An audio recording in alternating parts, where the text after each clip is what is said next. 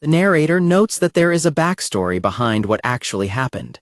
A hand reaches out to grab and squeeze an incredibly soft, chubby cheek, leaving the person doing the grabbing absolutely amazed by how squishy it feels. Atori sits shivering on a small stool as he processes the shocking situation he has found himself in, reflecting on how the events that led to this moment started only 12 minutes ago back in the classroom. A classmate asks Ishikawa to return a set of keys when she is done cleaning up, to which Ishikawa agrees on the condition of a blood payment, before quickly clarifying that she is only joking. Her classmates immediately swoon over how cool Ishikawa is, with one even declaring that they would not mind being stepped on by her.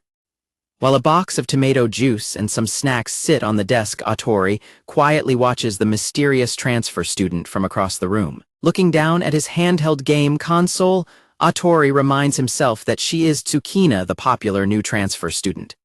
During cleaning duty, Atori stands with a broom and feels completely overwhelmed by the tense atmosphere of being paired up with her. He panics, internally admitting that he is incredibly nervous because he never expected to be left on cleaning duty completely alone with her. As Atori tries to tell himself to stay calm and act like a normal classmate, Ishikawa approaches him and hands him a feather duster, asking him to clean the other side of the room. Atori forces himself to speak up, prompting Ishikawa to look back at him with a feather duster. Atori offers to clean the high shelves, but Ishikawa quickly turns down his help and says she will take care of it herself. Atori realizes that since Ishikawa is a vampire, she will probably fly up to reach the high shelves. Instead of flying, Ishikawa repeatedly jumps up and down to reach the shelves, stubbornly telling a worried Atori that she is completely fine.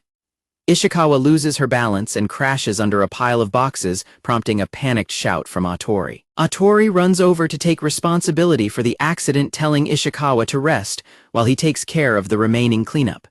Ishikawa decides to go and dust herself off while Atori gets to work picking up the boxes. Ishikawa sits aside and eats a sweet snack to calm down, admitting to herself that she was startled by the fall. When Atori calls out to her, Ishikawa admits she did not expect the shelves to fall, while crumbs from her snacks spill all over her clothes. Atori groans as Ishikawa is left completely stunned and covered in crumbs. Atori points out that Ishikawa has turned into a walking garbage generator with all her crumbs. Ishikawa asks if she can just dust herself off, but Atori urgently tells her that doing so is not a good idea. As Ishikawa continues to quietly chew her snack, Atori wonders to himself if this is the kind of person she actually is behind her cool facade. Looking at the pile of empty snack wrappers on the floor, Atori observes how many sweets she has consumed and starts to wonder about her behavior. Atori asks Ishikawa if she is simply hungry, which catches her completely off guard. Ishikawa quickly and nervously denies being hungry, but Atori asks if she is telling the truth. Ishikawa explains that her classmates saw her eating earlier because she simply loves sweets, trying to dismiss his suspicion. Atori silently wonders what vampires usually eat, just as Ishikawa's stomach lets out a very loud rumble. Atori is unsurprised to have his suspicions confirmed, while Ishikawa admits she has been desperately trying not to think about her hunger. Atori tells Ishikawa that she should not stay hungry and asks if she wants to bite him, but Ishikawa vigorously shakes her head in refusal, leaving him confused about her reaction. Ishikawa blushes and fidgets nervously, finally confessing that she is actually not very good at drinking blood. Atori asks if she is bad at drinking blood, and a flustered Ishikawa explains that she does not know how much pressure to apply or where the blood vessels are, since it differs for everyone. Atori asks about the cool persona she showed off in class earlier, and Ishikawa sheepishly admits that it is just a character she is trying to play. Atori stares at her in deadpan silence while Ishikawa squirms in deep embarrassment. After a quiet moment, Atori calls out Ishikawa's name, prompting her to turn and ask what he wants. Atori rolls up his sleeve and proposes that she practice drinking blood on him, which catches her completely off guard. Atori reassures her that he is fine with injections and does not mind if the bite hurts a little. Ishikawa tries to refuse, insisting she is far worse at it than he can possibly imagine, but Atori replies that her lack of skill is exactly why she needs to practice. Atori points out that practicing will help her improve and satisfy her hunger at the same time, making it a perfect solution, while Ishikawa stammers nervously. Grabbing Atori's arm, Ishikawa hesitates nervously before opening her mouth to take a bite. Ishikawa leans in and bites down on Atori's arm, letting out a muffled groan. Atori stands wide-eyed and stunned as Ishikawa bites his arm. Instead of feeling pain, Atori experiences a bizarre sensation of peaceful comfort, feeling as though he has suddenly become a nurturing mother. Atori quietly observes his arm, which is now covered in band-aids, while Ishikawa apologizes profusely for her clumsy bite. Atori trembles with exhaustion as Ishikawa explains that she usually does not drink so much blood, but found his to be different. Ishikawa blushes and shyly admits that his blood was incredibly delicious. While Ishikawa cheerfully says she wants to keep practicing, Atori reflects on how he officially became her practice partner from that day forward. In the classroom, Ishikawa rests her chin on her hand and glances back at Atori while they sit at their desks. The teacher calls on Ishikawa to solve the next math problem on the blackboard, prompting her to stand up nervously with a piece of chalk. Ishikawa finishes solving the blackboard math problem, flawlessly earning praises from the teacher and awe from her classmates. Atori introduces his classmate, Luna Ishikawa, as a vampire, while her surrounding classmates swoon over how cool she is and express a desire to study as hard as her. Atori notes that Ishikawa is mysterious, cool, and worshipped by everyone in the class. However, Atori notices that something is a little off as he spots some crumbs floating around her face. Atori whispers to Ishikawa that her face is a little dirty, prompting a flustered Ishikawa to quickly thank him and try to wipe it away.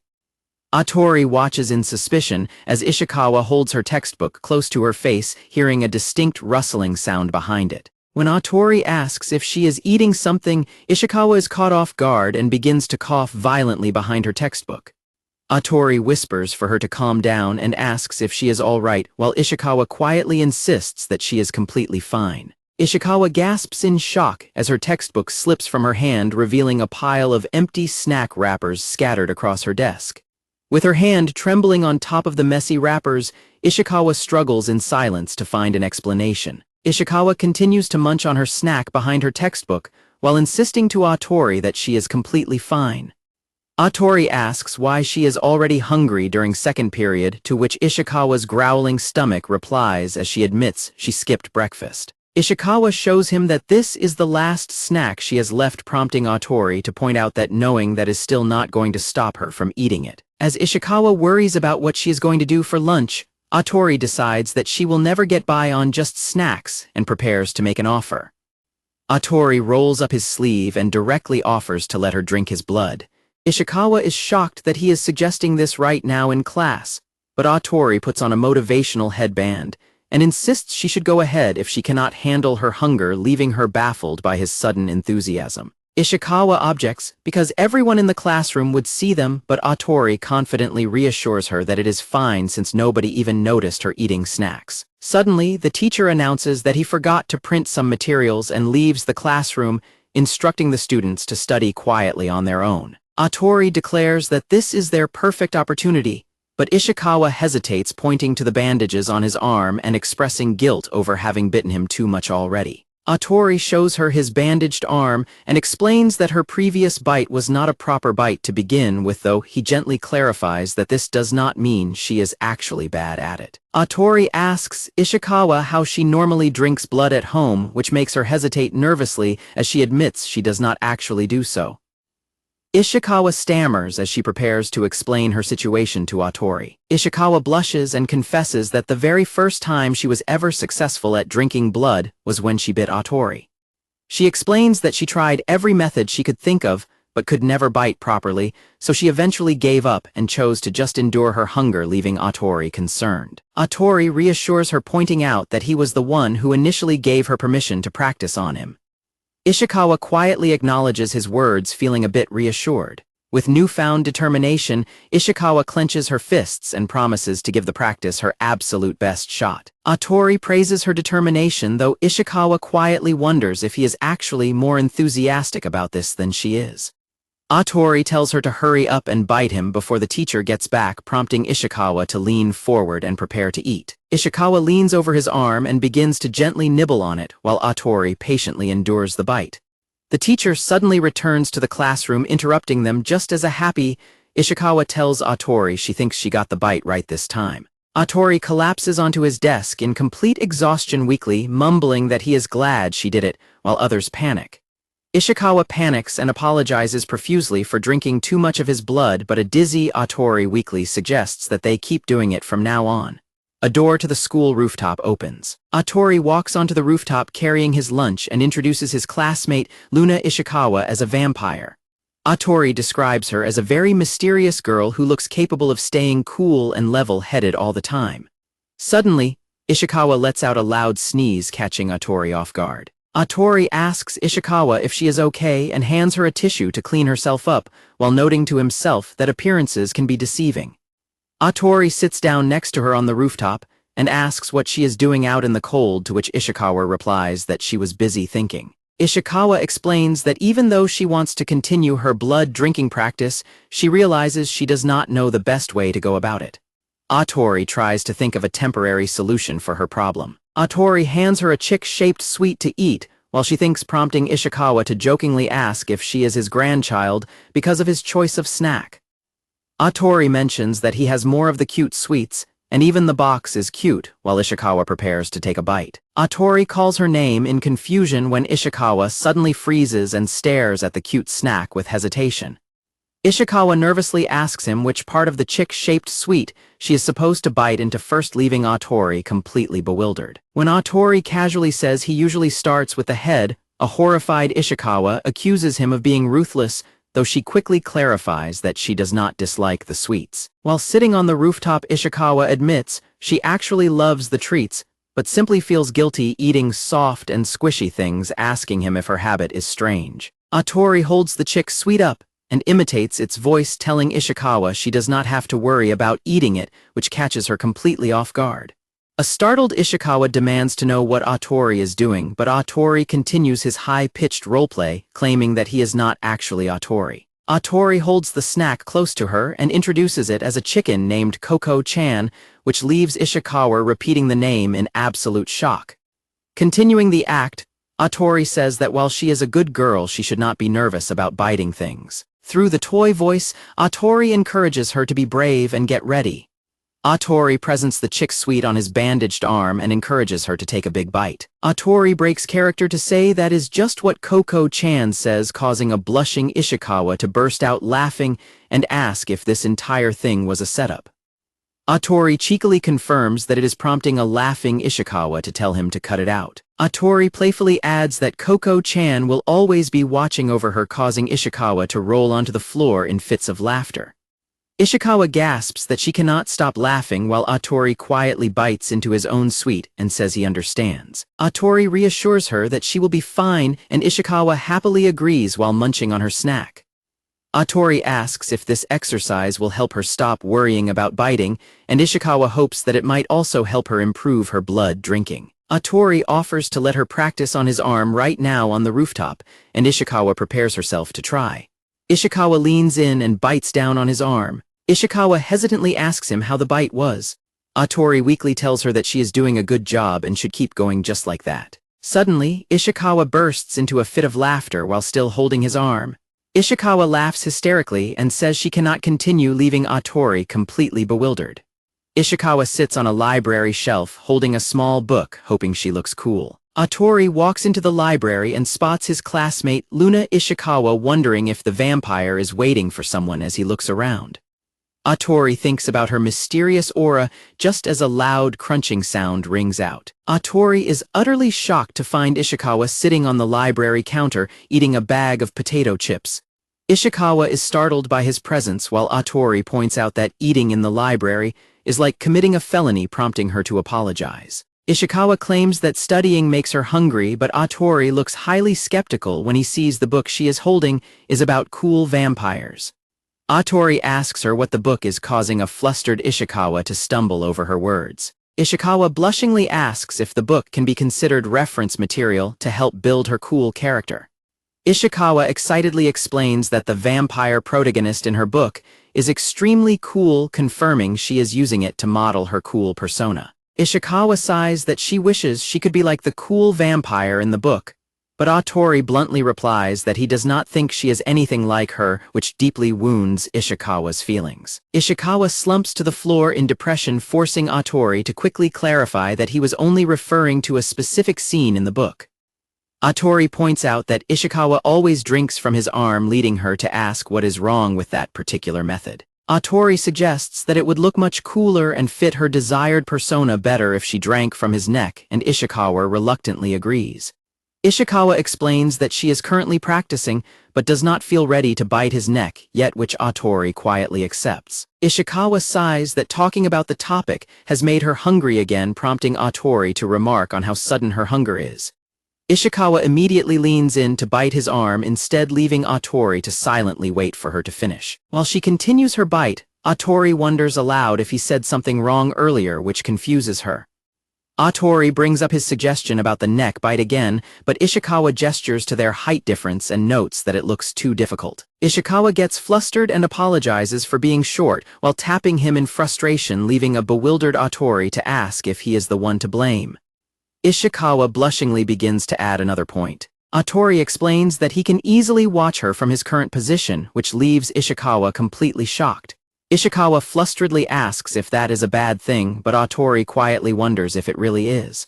Atori tells her that even if she is not particularly good at it, her efforts are still cute. Ishikawa is completely stunned by his sudden compliment and blushingly asks if he is being serious.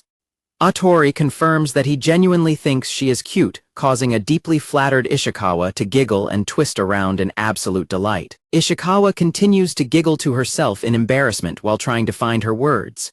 Their classmate suddenly peers around the library bookshelf and calls out Ishikawa's name in surprise. The classmate looks deeply anxious as she catches sight of Atori and Ishikawa standing close together in the library, wondering if she is getting closer to discovering her secret. Sakuma nervously steps out between the bookshelves and calls out to Ishikawa. Both Atori and Ishikawa freeze in utter shock at her sudden appearance. The three classmates sit down together at a table in the library to discuss the situation. Aiko Sakuma apologizes profusely, explaining to the tense pair that she did not mean to eavesdrop on their private conversation. Sakuma explains she was only there to return a book as part of her library committee duties, prompting Atori to ask how much of their conversation she actually heard. Sakuma blushes as she reveals she has been watching since the moment Ishikawa bit his arm, making Atori realize she has witnessed a substantial amount. When Sakuma asks if Ishikawa was genuinely drinking blood, a panicked Ishikawa quickly confirms that she was indeed doing so. Sakuma excitedly explains that she knew it and admits she was highly curious because she had never seen blood drinking before. Ishikawa proudly boasts that she is a noble vampire, making Sakuma swoon over how cool she is, while Atori sighs internally at her complicated new persona. Ishikawa grabs Atori's arm to show Sakuma some special evidence, which turns out to be just a speck of green seaweed seasoning from the chips she was eating. Atori repeats her claim of being a noble vampire with pure skepticism, especially as he stares at the leftover seasoning on her cheek. Atori asks Sakuma to wait a moment while he wipes Ishikawa's messy face, leaving Sakuma momentarily confused. Sakuma notices a bag of potato chips and a manga book left on the shelf, which Atori and Ishikawa realize in panic they forgot to hide. Sakuma scolds Ishikawa for eating in the library, while a panicked Ishikawa tries to defend herself by bringing up the book's character. Sakuma flips open the manga and joyfully points out that the vampire protagonist behaves exactly like Ishikawa did earlier. Sakuma reads more lines and praises the book for perfectly capturing Ishikawa's personality, while a deeply embarrassed Ishikawa tries to stop her and Atori groans that he cannot bear to watch any longer. Sakuma admits she is quite surprised to learn that Ishikawa reads this kind of manga, causing Ishikawa to blush intensely. Atori sighs that Sakuma finally knows the truth about Ishikawa's fabricated cool persona. Ishikawa tearfully confesses that she is not actually anything like a proper cool vampire. Sakuma suddenly raises her voice in passionate protest, declaring that Ishikawa is perfectly fine just the way she is. Sakuma admits that she previously only knew about the cool side of Ishikawa, but now she also knows that Ishikawa is incredibly cute. Atori flashes a thumbs up and tells Ishikawa that everything has worked out perfectly in the end, which deeply touches her. Suddenly, Sakuma shyly asks if she can have her blood sucked by Ishikawa as well, completely catching the other two off guard. Ishikawa hesitates and points out that while doing so would lessen Otter's burden, she has some doubts, prompting Sakuma to ask what is wrong. Ishikawa warns that she bites really hard and it will cause a lot of pain, but Sakuma confidently rolls up her sleeves and insists she is used to pain, leaving Ishikawa deeply impressed. Atori suggests they start with just a single bite first, while noting that Ishikawa seems even more nervous than their classmate. Ishikawa blushingly holds Sakuma's arm, counting down as she prepares to bite. Ishikawa leans in and bites Sakuma's arm, which immediately startles the classmate. Overwhelmed by how cute the bite feels, Sakuma collapses to the floor, prompting a panicked shout from Atori. Atori introduces his classmate Luna Ishikawa as a somewhat absent-minded vampire. Atori notes that a third party recently discovered her secret, while Sakuma suggests starting off by greeting their class, causing a flustered Ishikawa to mumble in agreement. Ishikawa listens to a voice memo instructing her to head to the school where Atori is waiting. She arrives at the door of classroom 2A. As she opens the door and hesitantly speaks up, her classmates look back at her in surprise while pausing their card game. Ishikawa blushes in embarrassment as she awkwardly tries to greet them with a good morning. Her classmates suddenly yell back a loud, enthusiastic good morning in unison, looking completely flustered.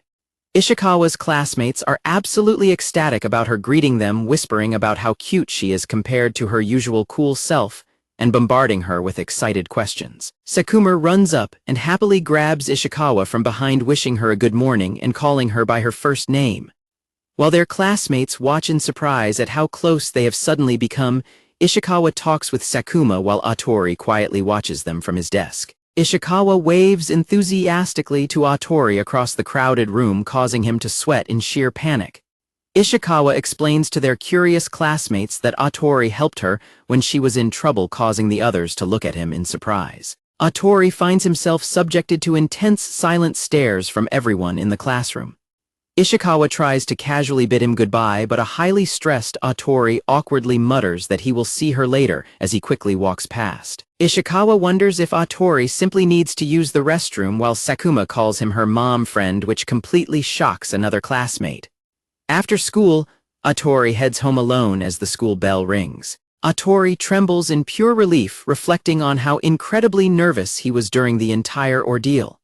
Atori stands trembling in the hallway, reflecting on how he never expected to be in the public eye all day as his classmates stare at him. As he walks home, Atori sighs about the constant feeling of being watched, thinking that it was only expected if everyone realized a plain person like him was getting along with Ishikawa. Suddenly, a staggering, exhausted Ishikawa calls out for him to wait as her stomach lets out a very loud gurgle, which immediately alarms Atori. Ishikawa pouts and scolds him for avoiding her all day, despite her constant attempts to talk to him, prompting Atori to apologetically explain that he is simply not good at talking to people. Ishikawa points out that he has no trouble talking to her, and Sakuma leaving Atori to sweat drop, and explain that their earlier conversations only happened due to the momentum of those moments. Atori admits that he has always worried about what other people think of him, which is why he usually tries his best to remain completely inconspicuous.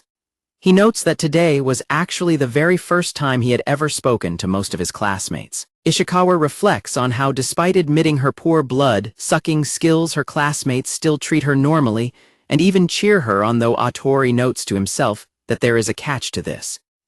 Ishikawa quietly admits that she is also very nervous while trying to maintain her own persona. She takes another step forward, explaining that her anxiety is the reason behind her actions. Suddenly, Ishikawa hugs Atori from behind and bites down on his shoulder. While holding him, Ishikawa blushingly whispers that she would be in trouble without him around to let her practice. Atori trembles and asks if she is so angry that she felt the need to stab him, but a flustered Ishikawa frantically denies doing anything of the sort. Atori reflects to himself that speaking with Ishikawa somehow makes him feel like he might actually be able to talk to other people more easily. Atori declares that starting tomorrow he will try his best too, and asks Ishikawa to continue looking after him. Ishikawa blushingly and happily agrees. Ishikawa suddenly complains that she is already hungry again and bites his shoulder, prompting a panicked Atori to point out that they are in a risky public spot. A basketball game gets underway as the crowd cheers loudly for Class 2A. Ishikawa leaps high into the air and slams the ball toward the hoop, leaving the opposing team in complete shock. The crowd erupts in cheers, amazed by how cool Ishikawa is, while Atori and his classmates watch her performance from the balcony. Atori notes that the school is hosting the ball game festival today, featuring a match between Class 2 and 2B. A classmate asks Atori if he is all right since he is covered in bandages and looks to be in pain from the men's competition, but Atori insists that he is totally fine. The classmates cheer loudly as another impressive play occurs on the court. As Ishikawa dominates the game, Atori watches with pom-poms and admits to himself that she might actually be a cool vampire after all. At the end of the first half, Ishikawa collapses onto the bench in total exhaustion, shivering uncontrollably. Ishikawa's classmates panic as they find her shivering and curled up on the bench, frantically asking what is wrong with her. Atori asks if she is simply hungry, and a weak Ishikawa mutters that she needs food, surprising their classmates nearby. Ishikawa pulls out a packet of cookies to eat, but Atori watches in dismay as she discovers that her snacks have completely crumbled into dust inside the bag. Ishikawa collapses to the ground in despair over her ruined cookies, groaning that she feels sick, while Atori tries to comfort her. Just then, the whistle blows to signal the start of the second half, and her classmates call out for Ishikawa to get back on the court despite her exhaustion. Due to her lack of energy, Ishikawa is hit squarely in the face by a basketball, causing her teammates to scream in panic. Their classmates shout in panic that they need to retreat, while Sakuma runs over and calls out to Atori. Sakuma desperately begs Atori to let Ishikawa drink his blood so they can keep their team together, and he reluctantly agrees. Atori tells his classmate that Ishikawa is not very good at drinking blood and tries to hold her steady, explaining that he cannot put any pressure on his arm as she takes a bite. As the opponents score another point, Atori cheers for Ishikawa and tells her to go ahead and drink his blood. Atori pulls back his bandages to show Ishikawa his bleeding arm, offering it to her. She hesitates, but he reassures her that it is okay. Atori confesses that he wants to see her looking cool on the court again. While the crowd continues cheering in the gym, Atori holds a shivering Ishikawa steady as she eagerly drinks his blood to regain her strength. Back on the court, Sakuma desperately tries to find an opening to score, but struggles, prompting her teammate to call for a pass. Ishikawa suddenly leaps into the air and dunks the ball, scoring a magnificent goal that has Atori, Sakuma, and the rest of the gym erupting in celebration. Class 2 wins the match, securing the championship as the students celebrate their victory. The class swarms around them, praising Ishikawa as an angel and a goddess, while others check on a bandaged Atori and praise his support. A classmate enthusiastically shakes Atori's hand and praises him, though a humble Atori downplays his contribution as Ishikawa approaches him. Ishikawa blushingly asks Atori if his arm is okay and thanks him, while the surrounding classmates continue to rave about her cool dunk. Ishikawa squeezes her shirt tightly and vows to herself that she will learn how to drink blood properly. Ishikawa proudly declares that she is going to become an even cooler vampire. Ishikawa hesitatingly asks if she can practice biting him again, and Atori replies that she should have just told him if she was hungry. In the background, their classmates gush over how Ishikawa is actually incredibly cute beneath her cool exterior. Ishikawa holds Atori's arm but hesitates, worried that biting him will only cause him more pain. To comfort him, Ishikawa childishly chants that his pain should fly away. This silly action makes Atori feel like a mother once again as their classmates watch in bemusement. A new chapter begins as Sakuma expresses her desire to know more about Ishikawa. Sakuma asks Ishikawa if she is currently in any school club. Atori asks what she means, while Ishikawa quietly drinks her tomato juice. Ishikawa admits that she has not had the time to join a club because her constant hunger keeps getting in the way, which Atori and Sakuma quietly understand. Atori points out that they are all here together now, bringing a happy smile to Sakuma's face. Sakuma enthusiastically suggests that Ishikawa should try joining a club because she is sure it will be a lot of fun. Ishikawa raises her hand excitedly and declares her preference for club activities that involve blood sucking, though Atori reminds her that they can just practice after school. While Sakuma invites her to visit a club today, Atori realizes that it is currently the student recruitment period, which is perfect since Ishikawa is a transfer student. Ishikawa eagerly drags Atori along to check out the clubs, completely ignoring his confused protest about whether he has to go too. They watch from the gym entrance as Sakuma energetically commands everyone to stand up for volleyball practice, to which her teammates respond enthusiastically. Observing Sakuma's high energy, Atori wonders if that is why a shivering Ishikawa looks so intimidated while they stand near the occult club room. When an occult club member asks if they have come to do research, Ishikawa points to herself and proudly declares that she is actually a vampire. The occult club member tells them they arrived at the perfect time because they are in the middle of a ritual, but the appearance of summoning effects panics Ishikawa, who screams that she will come back later. Next, they try out the bouldering club, but Ishikawa is quickly exhausted and struggles to climb up the wall. They check out a series of other clubs, including the tennis club, where Atori gets hit in the eye, the kendo club, and the dead language study club. While eating a snack in the hallway, Ishikawa complains that it is hard to find the ideal club, prompting Atori to ask if by ideal she simply means a club that accommodates her blood-sucking needs. Ishikawa seriously explains that she needs a room on a higher floor that does not get much sun and has very few people, which leads a deadpan Atori to ask if she is trying to find a place to live. Atori tells her that although there are many clubs in the school, there is likely no club room that fits all of those criteria, which Ishikawa disappointedly acknowledges. Suddenly, Atori realizes he knows a potential spot, prompting Ishikawa to ask what he thought of. Atori slides open a door to reveal a quiet, dusty room filled with covered easels and stacked boxes. Ishikawa asks if this is the art room and notes how dusty it looks, and Atori explains that all of the upperclassmen in the club have recently graduated. Atori scratches his head and admits that he is currently the only member left in the club, causing a thrilled Ishikawa to declare that this is the perfect spot. Ishikawa gets extremely excited upon hearing this and angrily tells him he should have mentioned it sooner, declaring that she is joining the club immediately. She points out that the dusty low light conditions are absolutely perfect, expressing her excitement to practice there and completely take over the room. Ishikawa whistles cheerfully, noting that the art club is going to do very well under her, though Atori sighs that the reality is not as serious as she thinks.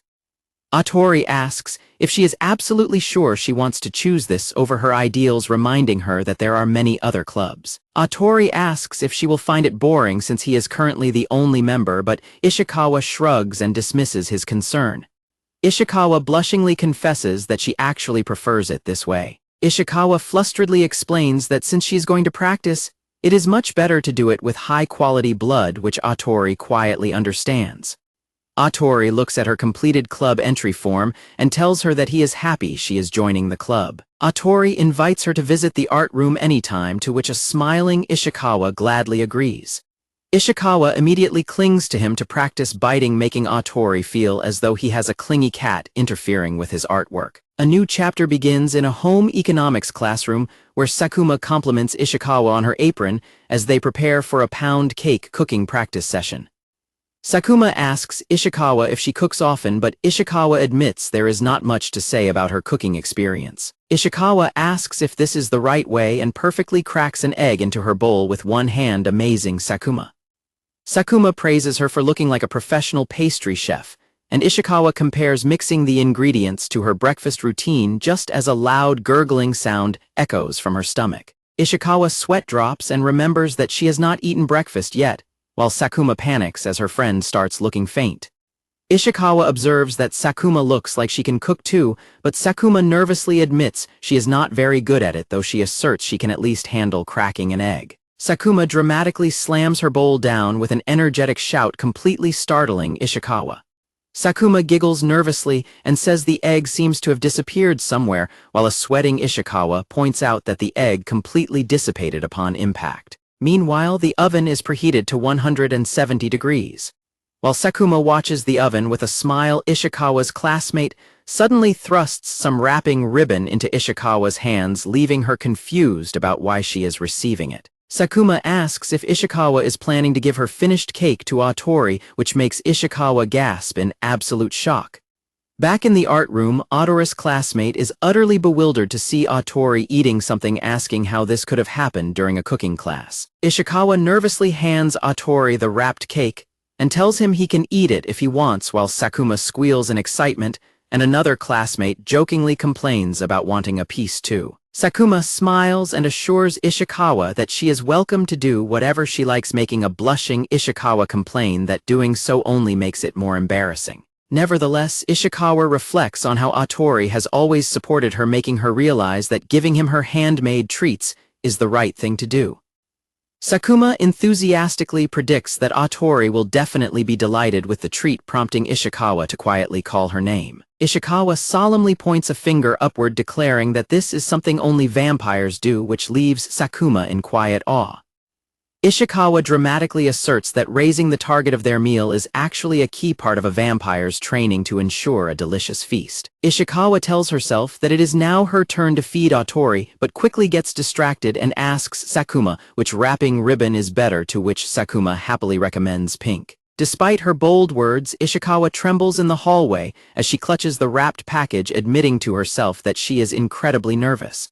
She laments that this is her very first time doing something like this, wondering why she has to summon him just to hand over a gift. Atori suddenly approaches her, completely startling Ishikawa into a loud scream as she frantically hides the gift behind her back and stammers in confusion. Atori asks what is going on, but is interrupted by a series of incredibly loud, echoing stomach growls. While a confused Ishikawa blinks, a deeply embarrassed Atori blushes and apologizes, confessing that the rumbling stomach actually belongs to him.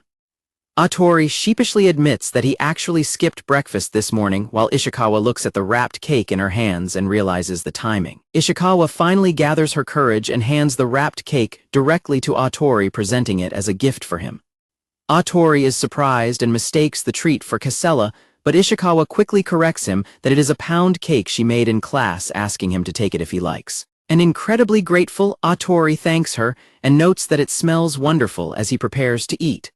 While Atori happily devours the cake, Ishikawa tries to convince herself that she only did this so his blood would taste better, just as her stomach lets out another loud growl. Seeing this, a sheepish Ishikawa asks if she can have some too, to which Atori immediately agrees. Instead of eating the cake, Ishikawa immediately bites down on Atori's arm, leaving Atori to wonder if they have just ended up right back where they started, while a confused Sakuma looks on. A close-up of a bowl of udon noodles highlights its clear and delicious broth. While relaxing on her sofa at home with a snack and a magazine, Ishikawa watches a television narrator declare that the broth is essentially the lifeblood of the udon-loving people. Ishikawa looks at a fashion magazine, declaring to herself that she has found exactly what she was looking for. Ishikawa walks out of a building entrance in a new casual outfit, looking a bit self-conscious. Passers-by immediately take notice of her, murmuring to each other about how cute, beautiful, and cool she looks. As Ishikawa walks ahead holding her phone, Atori follows behind, nervously sweating over how she is still the center of attention even in casual clothes. Ishikawa excitedly calls out to Atori, waving him over to follow her into a restaurant.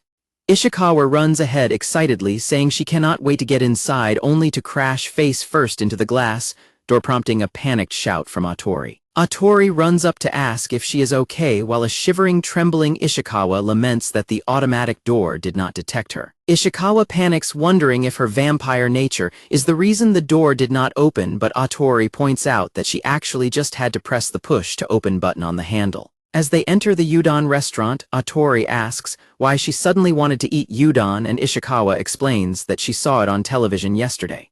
Holding a piece of shrimp tempura, Ishikawa happily explains she thought that the delicious udon broth might be able to replace her need for blood. At the counter, Ishikawa confidently orders all of the dishes on the menu, leaving the server completely shocked and Atori watching in quiet disbelief. A large array of udon bowls is laid out across the table. Atori watches in shock as Ishikawa rapidly slurps down her noodles, amazed by how much she can eat. While eating, Atori remembers her usual habit of constantly eating sweets, prompting him to wonder why she does so if vampires by nature are supposed to drink blood to feel full. Ishikawa happily mutters that she is curious to find out what an udon eater's blood tastes like, prompting Atori to sweat drop and point out that he does not actually identify as an udon person. Atori watches Ishikawa eat her meal with immense satisfaction. Catching Atori staring at her, a flustered Ishikawa suddenly chokes and apologizes, while Atori innocently explains that he only stared because he was impressed by her hearty appetite. Atori smiles and urges her to keep eating, though Ishikawa remains highly self-conscious and flustered under his curious gaze. A large stack of empty udon bowls sits piled high on their table. A completely stuffed Ishikawa leans back with a sigh of relief, declaring that she ate a massive amount, which a sweat-dropping Atori can only weakly confirm. Atori points out that udon is obviously not the same thing as blood, right as Ishikawa's stomach lets out another growl. Atori asks if she realizes something, prompting a curious response from Ishikawa. Atori rolls up his sleeve and mentions that since he ate udon as well, his blood should now be filled with more than just broth and ready for her. Atori proudly explains that his blood should taste even better now that his stomach is full of udon, which leaves Ishikawa staring at him in utter disbelief. Ishikawa flusteredly asks if he is just finding excuses because he desperately wants her to suck his blood, mockingly praising him for being so smart all of a sudden. Ishikawa blushes and happily confesses that even without his new udon theory, Atori's blood still tastes the absolute best. Ishikawa blushingly adds that she was already planning to drink his blood today anyway, and she leans in closer to his neck as Atori asks if she is serious. The two of them hold hands across the table and a warm, happy moment together. Following that day, Ishikawa becomes completely addicted to udon, prompting a bewildered Atori to watch her sip blended udon noodles out of a thermos using a straw. Ishikawa poses awkwardly in her casual outfit near the exit sign. Ishikawa eagerly slurps down some noodles. A new chapter begins in the classroom as Ishikawa sips on a carton of tomato juice at her desk.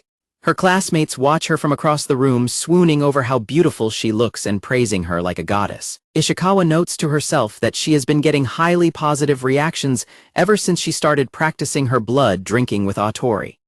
Ishikawa proudly concludes that her improving reputation must mean she is finally getting much better at her vampire skills. Ishikawa smugly laughs, thinking that her ability to drink Atori's blood simply proves she has excellent taste, which confuses a classmate who notices her giggling. Ishikawa suddenly remembers that Atori is currently away at a meeting for club leaders right as her stomach lets out a loud growl, and she struggles to open a stubborn bag of snacks. Ishikawa rips open her bag of chips with too much force, sending them flying everywhere and shocking a classmate nearby.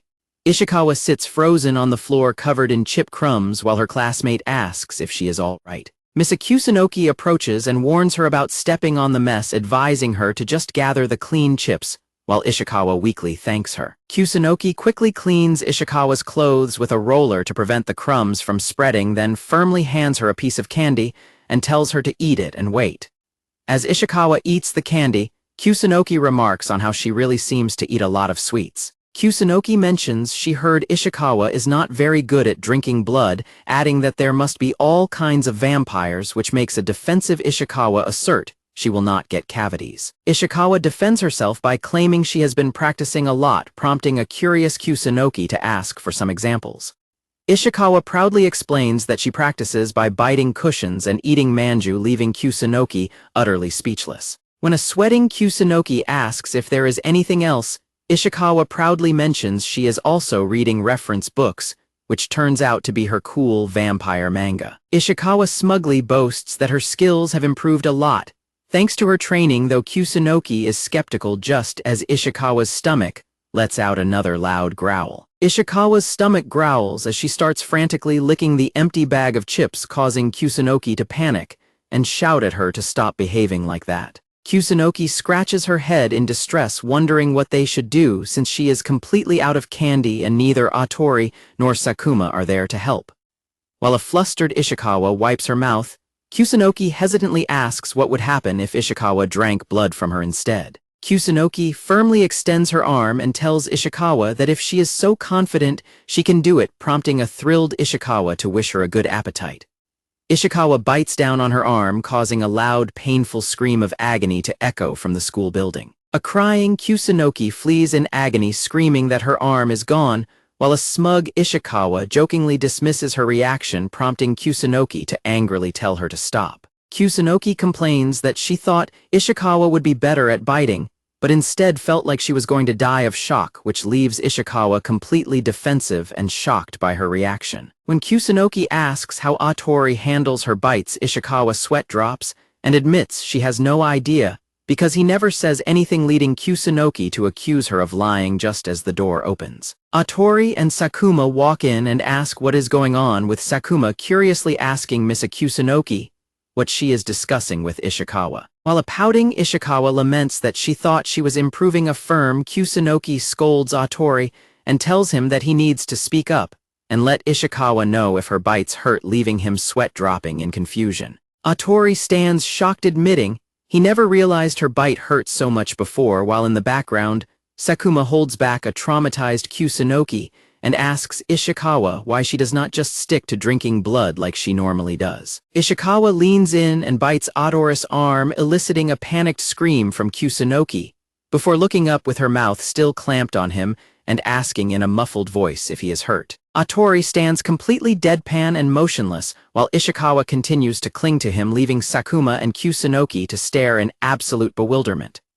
Atori quietly admits that it is indeed a bit of a strange arrangement, while the other two girls look on with completely blank, resigned faces. While Atori weakly murmurs that the experience is actually quite soothing, a deeply unsettled Kusunoki asks Sakuma if there is something seriously wrong with them, to which a blushing Sakuma happily declares that it is simply the power of love. A new chapter begins as Ishikawa wears glasses, an apron, and a beret while holding a paintbrush and a palette. Their classmate approaches and asks Ishikawa if she has decided to enter the upcoming high school art competition. Atori asks Ishikawa if she has decided on what to paint, and she eagerly prepares to start drawing. Ishikawa proudly announces that she has already finished a drawing, prompting a surprised Atori to ask to take a look at it. Her sketchbook contains simple drawings of a crab, a panda, and Atori holding Coco-chan. Atori stares at the drawings in deadpan silence while a deeply embarrassed Ishikawa covers her face. Atori kindly tells her that he thinks the drawing is good and notes that she included him, but a flustered Ishikawa yells at him to stop looking. Ishikawa defends herself by claiming Kusunoki told her to practice drawing, while Kusunoki yells from the background that Atori is spoiling her too much, which Atori quietly admits might be true. Atori gently observes that Ishikawa is always working hard and quickly adapts to everything she tries. Ishikawa suddenly slumps forward and buries her face in Atori's chest in despair, leaving a bewildered Atori to comment on how depressed she has become. Atori gently calls her name and admits that he is actually struggling with the design for his own painting as well. Atori looks at his phone's scenery search results and his sketchbook, explaining that he simply cannot get a proper reference just from looking at pictures. Atori mentions he is thinking of actually going outside to sketch, and while Ishikawa says she likes the idea, she bluntly asks why he is sharing this with her. Atori explains he always imagined her to be well-traveled, but Ishikawa frantically admits that she has never actually traveled or been on a trip in her entire life. She explains that her lack of travel is simply because she would get hungry far too quickly, which Atori quietly understands. Ishikawa sighs that any trip she takes would inevitably turn into a food expedition, which Atori warmly remarks sounds like a lot of fun anyway. Ishikawa panics and points out that since she needs fresh blood to survive, taking Atori on a long trip might leave him completely dried up and lifeless by the time they return, terrifying him. Ishikawa looks at his scenery sketches and sadly admits that she would still love to go traveling, while Atori shivers as he recalls their close call during their last outing. Atori smiles and encourages her to go on the trip anyway. Ishikawa looks at him in utter disbelief. Ishikawa asks in embarrassment if he means just the two of them, but Atori quickly clarifies that he meant going together as a group, which relieves a heavily blushing Ishikawa. Sakuma explains that having more people around would make the blood-sucking duty much less of a burden on any single person, which leaves Ishikawa and Kusunoki completely stunned. Atori nervously points out that she would have to practice again for a trip, but admits that her bites still hurt quite a lot. Ishikawa blushes intensely and passionately pouts that she really wants to go on a trip with him too. Hearing her enthusiasm, Atori smiles and says they should both do their best, expressing his relief that she is feeling better. When Atori suggests they start practicing right away, a flustered Ishikawa crouches on the floor using her sketchbook to shield herself as she protests that she is too busy. A new chapter begins on a street where Atori apologizes for making Ishikawa accompany him on a shopping trip, though she assures him it is completely fine since she wanted to buy something too. Ishikawa playfully teases him that she might be getting a little hungry, making Atori laugh nervously as he bids her goodbye for the day. As a sudden heavy downpour begins, Atori asks if she brought an umbrella, and Ishikawa rummages through her bag before triumphantly pulling out a compact one. Just as Ishikawa presses the button to open her umbrella, it suddenly explodes with a loud bang, sending a piece of it flying onto the wet pavement. Ishikawa screams in shock at her ruined umbrella, wondering how it could possibly break like that, while Atori sweat drops and notes that compact umbrellas often break suddenly. Ishikawa stubbornly pulls her cardigan over her head to shield herself from the rain, but Atori desperately tells her not to do that. Atori warns her that she will stretch out her clothes and still get wet, offering to his umbrella instead, which she shyly accepts. As she steps under his umbrella, Ishikawa blushes furiously and wonders to herself if this is what sharing an umbrella truly feels like. Ishikawa suddenly realizes they are standing incredibly close, making her panic internally as her hand brushes against his chest. Atori apologizes for the small umbrella and tries to shield her more, but Ishikawa tells him not to push himself because he is the one who will get wet. When Atori mentions he thought vampires disliked running water, Ishikawa, holding her bag over her head, explains that the legend only applies to rivers or waterfalls, and that she is not afraid of rain. Suddenly, the rain turns into an absolute torrent, causing them and the surrounding crowd to scream in surprise. Atori grabs her hand and urges her to run to the station because the rain is coming down like a waterfall, ignoring her worried protests. Atori looks back with a drenched, determined face and insists he is fine because it would be worse if she got wet, prompting a touched Ishikawa to quietly agree. Ishikawa clings tightly to his shoulder, suggesting that if they stay like this, they will both be safe from the rain. Atori carries her on his back, and Ishikawa happily notes that she took off her shoes to keep him clean, which earns a compliment from Atori that she is quite smart. Ishikawa observes that they no longer look like they are sharing an umbrella, while Atori remarks that she is surprisingly light. As they continue down the street, Atori asks if she is still hungry, offering to let her drink his blood to satisfy her. They finally reach Shin Kashinakadai Station. Atori announces their arrival and expresses relief that the heavy rain has finally lightened up. Atori looks back to find that Ishikawa has already fallen fast asleep on his shoulder. An elderly passerby smiles and remarks that he is having a hard time as a father, which leaves a startled Atori stammering in confusion. A new chapter begins as Atori, Sakuma, and Kusunoki work together to make colorful paper decorations. Ishikawa walks happily down the school hallway, singing to herself, while her classmates watch her sudden high spirits in confusion. When a classmate remarks on how exceptionally happy she looks, grinning, Ishikawa proudly declares that it is because today is her birthday. Ishikawa skips around in excitement, leaving her classmates looking on nervously. However, she suddenly freezes as she realizes in a panic that she actually has not told anyone about her birthday yet. She laments that her quiet, mysterious persona made it impossible to bring it up, letting out a heavy sigh as she wonders if Atori has noticed her birthday. As soon as she enters the room, her classmates suddenly burst out with party poppers and loudly congratulate her on her birthday. Ishikawa is completely overwhelmed as her ecstatic classmates shower her with flowers, gifts, and extreme praise. Sakuma rushes up and tightly hugs her to congratulate her, leaving a flustered Ishikawa to ask how they even discovered her birthday in the first place, while Atori looks on. Atori points to the classroom wall and explains that everyone's birthday is publicly posted on the class calendar, leaving a shocked Ishikawa to admit she had no idea it was there. Sakuma hands Ishikawa her birthday present, which turns out to be a set of cat cafe membership tickets and drink coupons. Sakuma continues listing the other gifts inside, including an aquarium day pass, a movie ticket, and an amusement park free pass. Sakuma eagerly declares she is free to accompany her anytime, putting immense pressure on Ishikawa. Kusunoki steps forward and hands Ishikawa another present on behalf of a group of classmates, surprising her. Looking at the large bag of snacks, Ishikawa thinks to herself that while it probably will not completely fill her stomach, she is still grateful. Kusunoki gruffly tells her to practice hard, while Ishikawa warmly thanks her for the gift and for her help the other day, prompting Sakuma to tease Kusunoki about acting so tough. Sakuma jokingly wonders aloud if Kusunoki was simply acting too tough, which makes Kusunoki flustredly yell at her to stop talking just as another classmate calls out Ishikawa's name and presents a cake box. The classmate presents a beautifully decorated birthday cake with a custom chocolate plaque wishing her a happy birthday.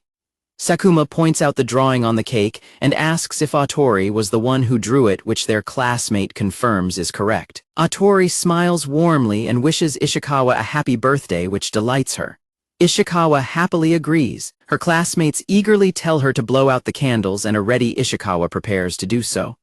Ishikawa blows out her birthday candle with a quick puff. The classmates triumphantly toss Ishikawa into the air while shouting their congratulations as Sakuma excitedly calls out to Atori. Sakuma pushes Atori forward and says it is time to hand over his gift, prompting him to reach into his bag and explain that he thought it would be good for her practice. Atori pulls out a stuffed animal, and a curious Ishikawa approaches to see what it is. Sakuma mischievously grabs Atori from behind as his face turns pale while the girls eagerly anticipate the surprise. It turns out they have tied a giant gift ribbon onto Atori's head as a joke, with Kusunoki teasing that he is the actual present while the class erupts in laughter and cheers him on to keep up his good work. On the following day, Ishikawa happily holds up a large Coco-chan plush toy that he actually bought for her, while Sakuma comments that Atori really is sweet, which Atori frantically tries to deny. The school bell rings to signal lunchtime, and the students in the classroom chat while preparing to eat. While eating his lunch, Atori spots something surprising in a magazine and blinks in confusion. Sakuma approaches Atori's desk and asks him where Ishikawa is, making him look up hesitantly. Atori explains that a local newspaper has published a feature on Ishikawa calling her a gorgeous vampire girl, which reminds Sakuma of the cameraman she saw earlier. Sakuma warmly remarks that it is just like Ishikawa, while Kusunoki wonders what the newspaper will do about her photo since she never turns up for things. Atori agrees that she rarely shows up. Sakuma asks if the flyer he is holding is the newspaper, but Kusunoki explains it is a different one, and Atori suggests going on a beach trip for their club. Atori invites them both to join the trip if they want, which has an ecstatic Sakuma claiming Ishikawa would absolutely love it, while Kusunoki looks on with some reservation. Kusunoki raises a concern about whether Ishikawa is fine under the sun at a beach, but Sakuma recalls that she is perfectly fine as long as she applies sunblock. Atori notes that rainy days actually seem to be far more difficult for her to handle. Atori quietly realizes that he did not know any of those details before, while Kusunoki prepares to type on her phone. Kusunoki suddenly slams her phone down and loudly proposes creating a caretaker group chat for Ishikawa, instantly inviting Atori and Sakuma to it. Kusunoki instructs them to write down any little details they have noticed about Ishikawa, and Sakuma eagerly asks to start first.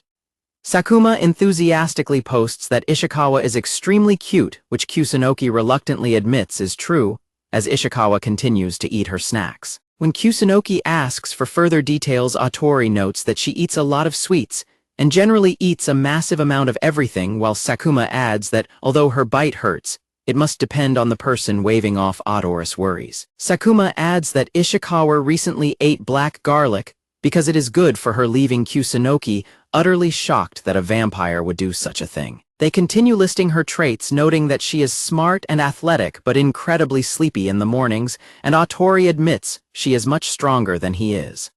Sakuma giggles quietly as she reads and types on her phone. Sakuma sighs happily over how cute Ishikawa is, while Kusunoki looks at her phone in horror and mutters that Ishikawa is far more dangerous than she imagined. Atori thanks them both and declares that he is going to try talking to Ishikawa again, feeling a bit more confident. His sudden confidence leaves the other two girls surprised, and Kusunoki asks if his personality has changed, catching him off guard. A classmate notices that Atori has gotten much more cheerful lately, but asks about the strange ribbon on his head, which Atori proudly describes as his present for the day outfit, causing others to whisper if he is getting too cocky. Kusunoki points out that he can at least talk to them now without running away, and though Sakuma tells her to stop teasing him, Atori admits he still gets nervous. While placing a fresh bandage over his arm's bite marks, Atori quietly reflects on how much fun it has become to talk to everyone. Atori smiles warmly and admits to himself that this positive change in his life is all thanks to Ishikawa. While his classmates tease him about his cheeriness, Ishikawa suddenly slides the classroom door open looking completely dizzy as she slurs that she is hungry and calls out for Atori. Sakuma warmly welcomes her back to the classroom, but Ishikawa is distracted as she holds up her phone to address the group. Ishikawa shows them her screen and asks what the caretaker group is about, causing a nervous chuckle from Sakuma while Atori's sweat drops. Ishikawa climbs onto Atori's arm and wriggles around, demanding to know what the three of them are talking about, but Atori quickly tries to dismiss her curiosity. Atori smiles warmly and gently explains that they are simply glad to get to know more about her. His sweet words cause Ishikawa to blush intensely as Sakuma and Kusunoki watch them in quiet admiration.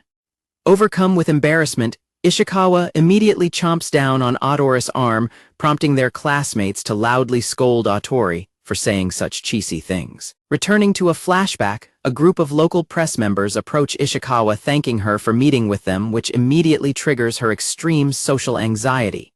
Caught completely off guard, Ishikawa blushingly stutters her name as she introduces herself to the reporters. Ishikawa tearfully whispers that she hopes they get along, causing the reporters to completely swoon over how cute she is. A new chapter begins as Sakuma enthusiastically shows off a swimsuit in a fitting room, prompting Kusunoki to shout at her to cover up, while Atori notes that they have suddenly gone swimsuit shopping. Sakuma excitedly cheers that she heard they are going to the beach, urging them to get into the spirit of it, which leaves a flustered Ishikawa wondering why they are getting so worked up over swimsuits. Sakuma mentions that her swimsuit from last year is getting tight, which makes Kusunoki flusteredly ask if she is trying to pick a fight. Ishikawa blushingly steps out of the fitting room to show off a floral swimsuit, prompting Sakuma to enthusiastically praise how cute she looks. While Sakuma loudly boasts about how good the swimsuit looks, Kusunoki quietly nods in agreement.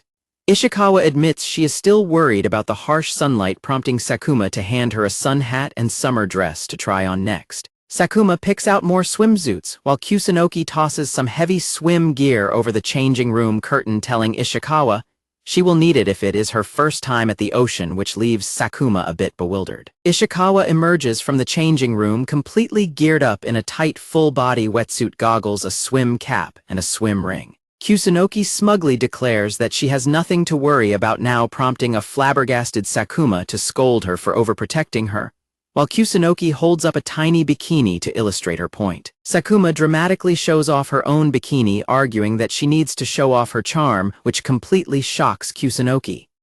While Sakuma and Kusunoki bicker over the outfits, Ishikawa quietly changes back into her school uniform and steps out. Unnoticed by the two girls who are still arguing, Ishikawa quietly slips away and toddles off to explore another section of the store. Sakuma excitedly grabs a string bikini and turns around to suggest Ishikawa try it on next, causing Kusunoki to frantically yell that it is far too soon for her to wear something like that. The two girls suddenly stop and realize in shock that Ishikawa has completely vanished from the area. Sakuma assumes Ishikawa simply wandered off to a different department, but a trembling panicked Kusunoki points out that she left all her belongings behind and insists they must go find her immediately. Kusunoki panics wildly, imagining that since Ishikawa is so incredibly cute, some bad guy might have easily swept her up and kidnapped her. Panicked by Kusunoki's kidnapping theory, Sakuma agrees completely and tells Kusunoki to search their current area while she goes to look around other departments, to which Kusunoki frantically agrees. The two of them dash through the shopping center, loudly shouting her name as confused onlookers stare.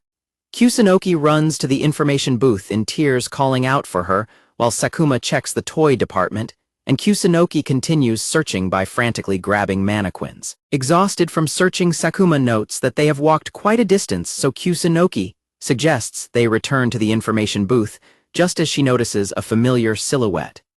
They finally find Ishikawa, who is sitting quietly on a mall bench holding a small patterned teddy bear. Kusunoki frantically runs up and grabs her shoulders, demanding to know if she is hurt or okay, while Sakuma sighs in sheer relief.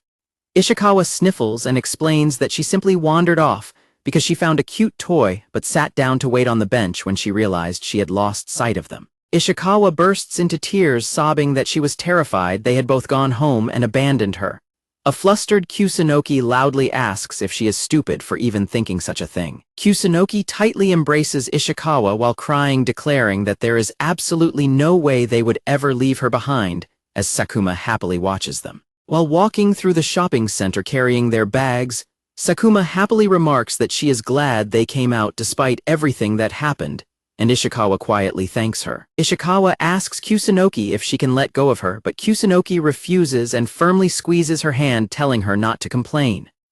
Atori suddenly spots them in the crowd and waves hello, while Sakuma continues to tease a blushing Ishikawa about getting lost earlier. Atori approaches and asks them what they are talking about, but Sakuma quickly replies that it is nothing too important.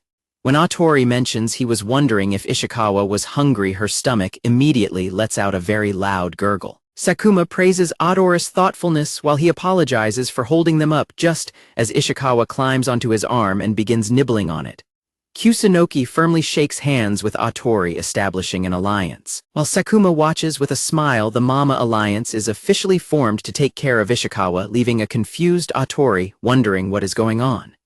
Ishikawa explains a math problem to Atori, pointing out that solving for the assigned value yields the answer, which finally makes Atori understand. As his classmates praise her for making the lessons so easy to understand, a smug Ishikawa tells Atori to leave it to her boasting about her top-class ranking, while Atori sits at 18th. Just as they finish studying, Ishikawa's stomach suddenly lets out a very loud rumble, catching Atori's attention.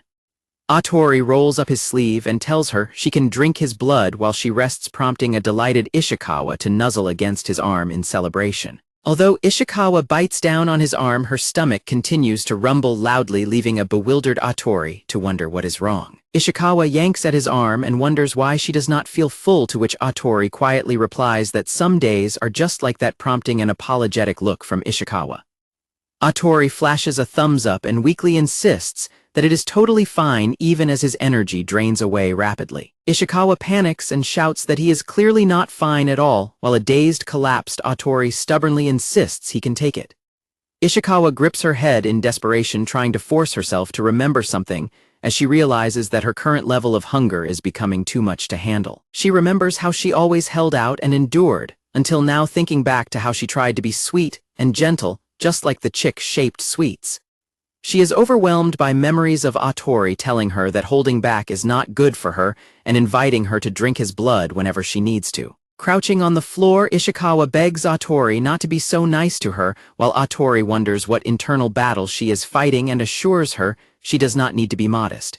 Ishikawa looks at him and admits that his blood really is delicious. Ishikawa gently holds Atori's hand and confesses that although she wants to drink his blood all the time, she has a concern.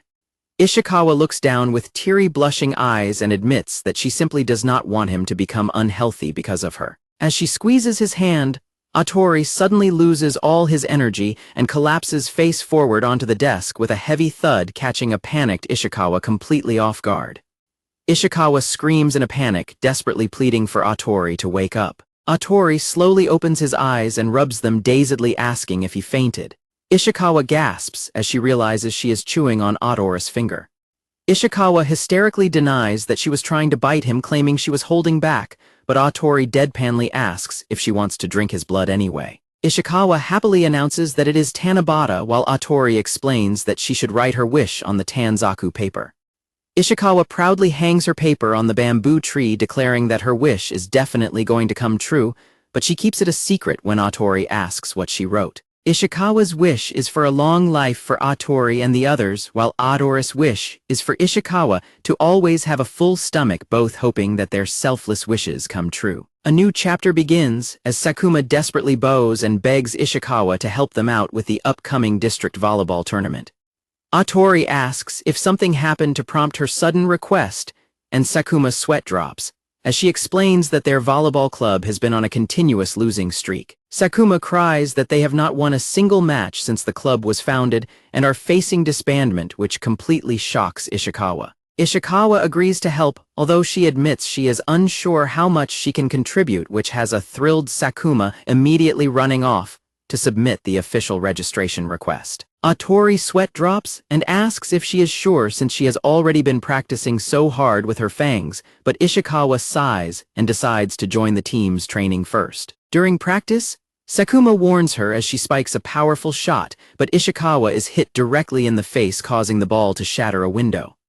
While her teammates panic over her wild aiming, a highly nervous Atori stands by with a resupply bottle, completely anxious. The classmate at the board announces that the strategy meeting is starting, drawing a curious reaction from Atori and Ishikawa.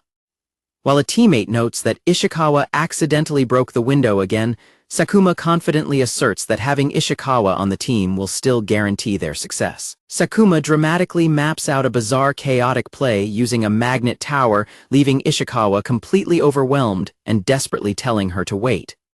Ishikawa is completely flabbergasted to learn that this is their actual strategy, though Sakuma cheerfully insists they will manage somehow. Sakuma admits their club has never had a proper strategy meeting since everyone is already naturally athletic, causing Ishikawa to look on with deep concern.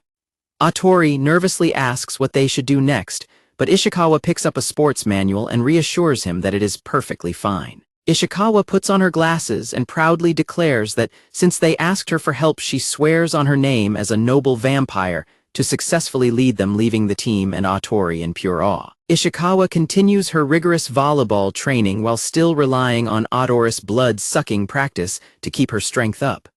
When the tournament finally arrives, the entire team counts on Ishikawa as she leaps high to spike the ball. As a result of their hard work, Atori cheers her on from the sidelines with a resupply bottle, completely anxious during the chaotic match.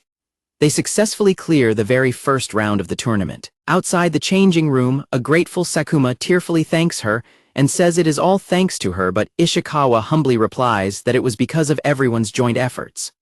Sakuma praises her for being smart and athletic, but a blushing Ishikawa shyly dismisses the compliments. As her classmates wave goodbye and congratulate her, Ishikawa quietly reflects to herself that she is actually not very good at being a real vampire and only studied so hard so she could fit in with humans.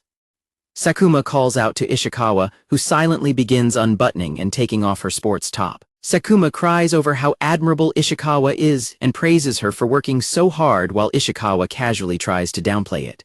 Sakuma pumps her fists and declares that for the second round they will handle things on their own without relying on her. Sakuma cheerfully says they cannot keep counting on her all the time, and a smiling Ishikawa happily agrees. Just then, Ishikawa's stomach rumbles loudly, causing her to tremble in hunger as a surprised Sakuma calls out to her. Sakuma warmly holds out her arm and offers her own blood to repay Ishikawa for all of her hard work. Ishikawa looks up at her in absolute surprise, blushing at the offer. Sakuma hugs her and insists this is her reward because Ishikawa is the one who has been working the hardest. Ishikawa happily bites down on Sakuma's arm to feed, giving her teammates a muffled cheer of good luck for their next match. Sakuma squeals over how cute Ishikawa is while trying to endure the painful bites, successfully finding the motivation to push forward as the school day comes to a close. Ishikawa's team celebrates as they take a group photo on their phone, having successfully been led to fourth place in the tournament, while Atori watches quietly from the side. Atori asks Ishikawa if she is okay as she climbs onto a desk to search the shelves, but he completely spits out his milk in shock when she turns around and asks to see the painting he drew. While Atori coughs and frantically asks why she wants to see them, Ishikawa starts flipping through his sketchbook, noting that she realized she had never seen a single one of his drawings before. Atori explains that he keeps his art pieces at home, prompting an excited Ishikawa to ask if they are currently at his house. Atori blinks in confusion while Ishikawa's eyes light up with intense excitement. Atori walks with her to his home, which is located above his family's business, the Utori liquor store. Inside the shop, they are surrounded by shelves of neatly arranged sake bottles and local alcoholic drinks, leaving Ishikawa completely amazed. Ishikawa is amazed to learn that Atori's house is actually a store, while Atori quietly checks inside to see if his parents are around. Atori explains that while they are small, they are also local brewers who produce miso and soy sauce, prompting a fascinated Ishikawa to start typing a recommendation to her parents on her phone. Atori asks if her parents are vampires too, and Ishikawa enthusiastically confirms that they are and that they absolutely love sake. Atori notes that people usually picture vampires holding wine glasses, which makes Ishikawa pause in realization. Ishikawa spots a framed landscape painting on the wall and excitedly asks if it belongs to him, noticing a winner's label on it, which makes Atori panic. Atori sheepishly apologizes that he only has boring paintings, but Ishikawa quickly objects and points to another painting, asking where the location is. Atori explains that one painting is from a beach celebration they went to, and when Ishikawa excitedly points to another one, he explains it depicts a distant mountain, leaving her completely amazed. Ishikawa happily smiles and tells him that his paintings make her feel as though she is actually on a trip. Atori looks at her in surprise, deeply touched by her compliments. Atori blushes and softly thanks her while a giggling Ishikawa shyly admits that she just got a bit carried away. Atori suddenly remembers he has not served her any tea yet and offers to fetch some, making Ishikawa wave her hands in happy anticipation. Atori returns and hands her a warm cup of instant miso soup, instead completely catching Ishikawa by surprise. Atori nervously apologizes for only having instant soup on such short notice, but Ishikawa happily takes the cup, noting how great it smells before taking a big sip. Ishikawa lets out a deep sigh of utter satisfaction as she finishes drinking the warm soup. Ishikawa turns to him in absolute shock, tearfully exclaiming that the soup is incredibly tasty, which completely startles Atori. Atori lets out a sigh of relief while Ishikawa takes another slurp and realizes there is something very familiar about the taste of his family's miso soup. Ishikawa proudly declares that the miso soup tastes quite a lot like odorous blood, leaving a shell-shocked Atori to panic over what her comparison implies about his blood. While holding the pot and offering her seconds, Atori blushingly listens as Ishikawa sighs that she wishes she could drink this miso soup every single day. As they stand outside the shop, Ishikawa excitedly announces that she just had a brilliant idea for tomorrow, leaving Atori completely curious about what she has planned. The next day, during lunch break, the school bell rings across the campus. Ishikawa declares she has Atori as her staple food, and with a pop, she opens her thermos of miso soup. Atori cradles Ishikawa in his lap while she happily drinks her soup, presenting the moment with a flourish. Ishikawa joyfully notes that having both his blood and her family's miso soup feels incredibly luxurious while their classmates watch them warmly. Later, a phone lights up with messages congratulating them on their tests and asking when they are heading to the beach and what they should bring. Standing in the kitchen with a towel around his neck, Atori looks at his phone and realizes they need to start making concrete plans. His sister turns around to ask what is going on, and Atori explains that his group was discussing a trip to the beach. Atori asks his sister if they can use their uncle's beach house, and she agrees to give him a call since it has been a while, earning a quick thanks from Atori. His sister asks when he last went to the beach with friends and what they are like, and Atori casually pours a drink while replying that she is just a normal girl from his class, which causes his sister to gasp in shock. His sister jumps to conclusions and asks if he is going alone with a girl, throwing Atori into a flustered panic as his mind fills with imaginary teasing from his classmates. Atori reminds himself that he only casually invited her, but realizes she is actually the incredibly popular Ishikawa, who is constantly adored and cheered on by everyone at school. Atori walks toward the school, thinking to himself that, although it is quite late to worry, he is incredibly nervous about the upcoming trip. A classmate is startled to see Atori sitting at his desk, looking incredibly tense, sweating and sighing heavily as he tries to calm his nerves. Atori worries that he has been too presumptuous and talkative lately, misjudging his closeness with Ishikawa right as she suddenly walks in and cheerfully greets him. Atori gasps in surprise as Ishikawa enters carrying a massive amount of gear, including a sun hat, sunglasses, and a large swim ring. Atori asks why she brought so much gear, and Ishikawa explains that she had no idea what to bring to the beach, so she decided to bring everything, though she complains that it is incredibly heavy. Atori asks in disbelief why she brought all of it to school today, and a highly excited Ishikawa opens her planner and asks when they are going, begging him to decide on the date right away. Atori quietly realizes just how intensely she has been looking forward to their trip as she stands there fully geared up at her desk. Ishikawa looks on silently, wearing her sun hat and sunglasses. Ishikawa grins and tightly hugs her belongings, declaring that she was indeed looking forward to their trip. Ishikawa rummages through her bag and explains that since it is her first time going to the beach, she immediately bought some items online. Atori quietly acknowledges her explanation. Ishikawa aggressively shakes Atori, asking if he is listening to her, while Atori can only mutter in response. Suddenly, Sakuma walks in and greets them, and when she hears they are talking about the beach, she enthusiastically yells that they need to make plans. Kusunoki looks at the giant float and asks Ishikawa if she is really planning to bring it on that day, to which Ishikawa happily agrees. Kusunoki sighs and tells Ishikawa to at least limit herself to 1 or 2 items while Sakuma tries to defend her. Their classmates suddenly overhear their conversation, asking what is going on and if they are going to the beach. A group of excited classmates gathers around, begging to join their beach trip, leaving a sweat-dropping Atori completely overwhelmed by the sudden turn of events. Sakuma excitedly declares that they should all go together, which makes Kusunoki ask why she is the one deciding, while a panicked Ishikawa calls out to Atori to stop her. On a beautiful sunny day, the entire group finally arrives at the seaside station. Ishikawa happily steps onto the sand in her swimsuit, causing her classmates to cheer in absolute delight over her outfit as Sakuma calls her over.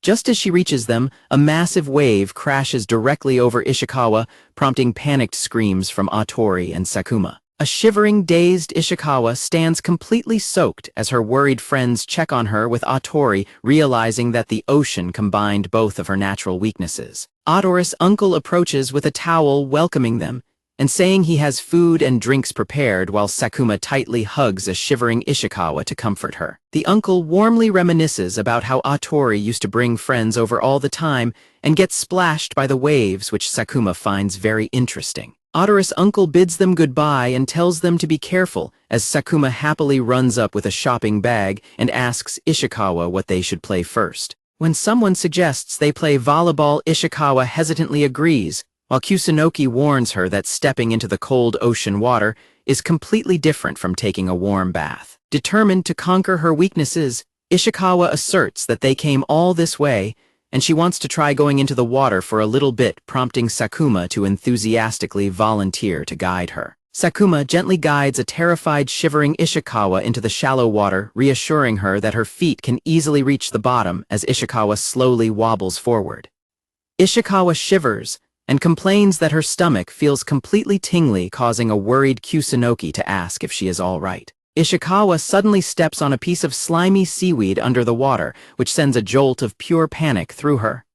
Ishikawa squeals in sheer terror at the slimy sensation under her foot. Ishikawa screams that she stepped on something and instantly slips sinking face first into the water inside her float ring as Sakuma cries out her name. A drenched Kusunoki quickly pulls a tiny soaked Ishikawa out of the water, explaining to a confused Sakuma that Ishikawa obviously sank because she shrank from her weakness. While Sakuma cuddles and comforts the thoroughly trapped, wet Ishikawa, an annoyed Kusunoki looks around and wonders where Atori went of all times. Atori desperately splashes into the water, shouting that he came to save Ishikawa, but instantly begins to drown himself, prompting a panicked shout from Kusunoki because the water is shallow enough for him to easily stand up. The sun shines over the quiet coastline. Sitting on a bench while cradling a shivering Ishikawa, Atori apologetically admits that he cannot swim either, while a drenched Ishikawa sneezes and groans about the salty water. Ishikawa proudly suggests that she might have partially overcome her weaknesses thanks to him, prompting an excited cheer from Sakuma, who asks if Ishikawa can hold on to her next. Ishikawa desperately clings to Atori's arm and buries her face into it to comfort herself. While Sakuma happily holds her up, Kusunoki mutters in shock that Ishikawa's feet have completely disappeared again as she shrank from the water. Later that evening, they celebrate with sparklers, as Sakuma happily declares that this is the ultimate summer activity. Ishikawa's eyes sparkle with excitement as she holds up a burning sparkler. A group of students gather on the dark beach, their silhouettes lit up by the glowing sparklers. The other classmates cheerfully wave their sparklers while Sakuma records the fun on her phone. As fireworks burst in the night sky, Sakuma calls out to Ishikawa to ask if she wants to take a picture. Ishikawa happily poses with a peace sign for a group photo, while Kusunoki nervously warns the others not to wave the burning sparklers around. Looking at the photo on her phone, Sakuma sighs that Ishikawa did not show up in the image, prompting a downcast Ishikawa to apologize and remind her that she is a vampire after all. Ishikawa holds up a spooky firework and asks if she can join the picture that way instead, but Sakuma panics that doing so will only make it look like a ghost photo. While Atori sits quietly watching a sparkler burn, Ishikawa approaches him with her own light and asks if he is thinking about something. Atori admits he was feeling a bit nostalgic, wondering how long it had been since he last played with fireworks, as he used to do them often at this beach. As the sparkler's flame suddenly dies out, Ishikawa stands quietly beside him with a warm smile, and a blushing Atori looks up at her. Ishikawa remarks that she had only ever seen fireworks in manga, so experiencing them in person today is special. Ishikawa looks at Atori with a bright smile and confesses that she had so much fun. Atori adds that the trip has also given him some inspiration for his art contest painting theme, while Ishikawa happily remembers the upcoming national contest. Ishikawa asks Atori what he plans to draw, but a hesitant Atori admits he has not decided on his subject yet. Atori reflects that playing with other people and being surrounded by so many classmates is something he has not experienced in a very long time. Turning to Ishikawa, Atori smiles warmly and tells her that he also had a wonderful time. Ishikawa stares back at him, her eyes reflecting the glowing colors of the fireworks. As Sakuma calls for everyone to head back, a ravenous Ishikawa grabs Atori's arm with a loud stomach growl, catching Atori off guard as he awkwardly agrees to let her drink. As fireworks continue to burst, Ishikawa weakly whimpers that she had so much fun she forgot her hunger, prompting a panicked Atori to tell her to pull herself together. A new day begins at school as the deadline for the National High School Art Contest approaches, and Ishikawa browses through the beach photos on her phone. Ishikawa happily hums that she feels like she has already made her summer memories, while Atori points out that summer break has not even officially started yet, prompting a cheerful agreement from Ishikawa. Atori asks what she has, and Ishikawa eagerly presents a finished sketch and tells him to look at it. Atori claps and praises her drawing skills, prompting a proud Ishikawa to boast that this is what happens when she gets serious. Ishikawa eagerly asks to see his own latest drawing, causing Atori to gulp in extreme nervousness. Ishikawa laughingly demands to see it, since she will see it eventually once he submits it anyway, while a panicked Atori tightly clutches his bag to keep her from looking. Ishikawa freezes in complete shock as Atori sheepishly confesses that he did not draw anything this time. A teary-eyed Ishikawa begins to panic over his lack of drawings, forcing a flustered Atori to frantically clarify that he only meant he has not drawn anything good enough to submit yet. Atori pulls out his sketch and shows her what he drew, revealing a detailed recreation of their group's beach photo.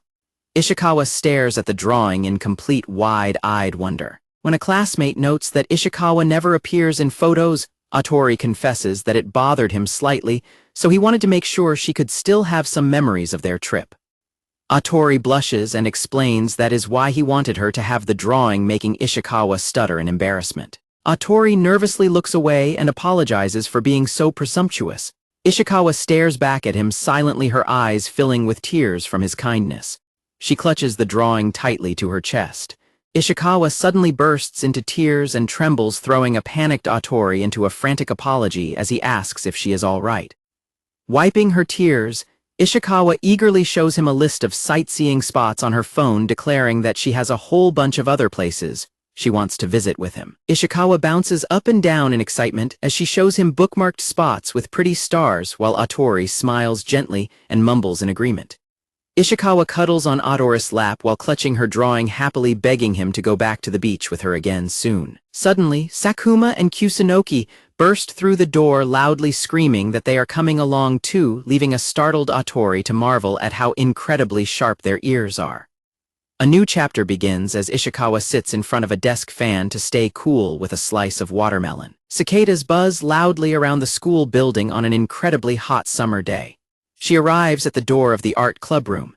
Inside, Ishikawa immediately clings to his arm and begins to drink his blood, leaving a flushed, heavily sweating Atori to weakly mutter her name. Ishikawa collapses onto the desk with an ice pack on her head, completely melted by the heat, while Atori sweat drops and agrees that it is indeed very hot. Ishikawa asks if the air conditioner is really broken, and a sweating Atori agrees that they should probably inform the teacher since it is not working at all. Atori offers to go check on the teacher, and asks if she wants to join him, prompting Ishikawa to quickly agree because she is worried about getting heat stroke. Atori suggests that they find an empty classroom with working air conditioning so they can cool down and do their club activities there, to which a sweating Ishikawa quickly agrees. They walk out into the school hallway, which is bustling with active students. The corridors are filled with chatter as students prepare for various school events. Ishikawa wonders why there are so many people around despite summer break, and Atori explains that the school is currently preparing for the upcoming cultural festival. Atori asks Ishikawa what her school did for the cultural festival last year, which catches her completely off guard. Ishikawa sheepishly admits that she was living overseas until last year and was actually the only student at her school, which surprises Atori as he understands her situation. Ishikawa spins around excitedly and asks what a cultural festival is actually like, leaving Atori to ponder his explanation. Atori explains that first years usually focus on simple analog games, while second years can set up stalls for food and drinks, causing a hungry Ishikawa to gulp in sheer excitement. Atori continues explaining the different activities, noting that some people even recruit members to form bands. Atori lists more festival activities such as research publications and closing party dances, leading a surprised Ishikawa to comment on how incredibly festive it all sounds. Atori notes that since they are part of the class, they also need to figure out what they will present as the art club, and Ishikawa nervously agrees that things are getting very hectic. A group of classmates gather to discuss their class food stall plans, which include bulk baking takoyaki and imagawayaki. Ishikawa happily adds that they will also need to help make signs later, which completely startles Atori. A group of classmates suddenly slides open the classroom door and gasps in shock to find Ishikawa and Atori there, asking what kind of class gathering is going on. Kusunoki explains that they are using the room for the drama club's rehearsal, because practicing without any air conditioning is absolute hell, and Atori is surprised to find other classmates there too. Hearing their complaints, Ishikawa panics, and Atori realizes that it is not just the art club's air conditioner that broke, while a classmate explains that a school representative had visited earlier with news. The classmate reveals that the school was actually inspecting all of the air conditioning units that day, causing Atori and Ishikawa to cry out in surprise. The classmate reassures everyone that the units will be completely fixed by tomorrow, prompting a relieved Ishikawa to point out that they only have to endure the heat for today. Ishikawa groans that she is about to reach her limit from the heat, prompting Kusunoki to point out that her heavy jacket is likely to blame.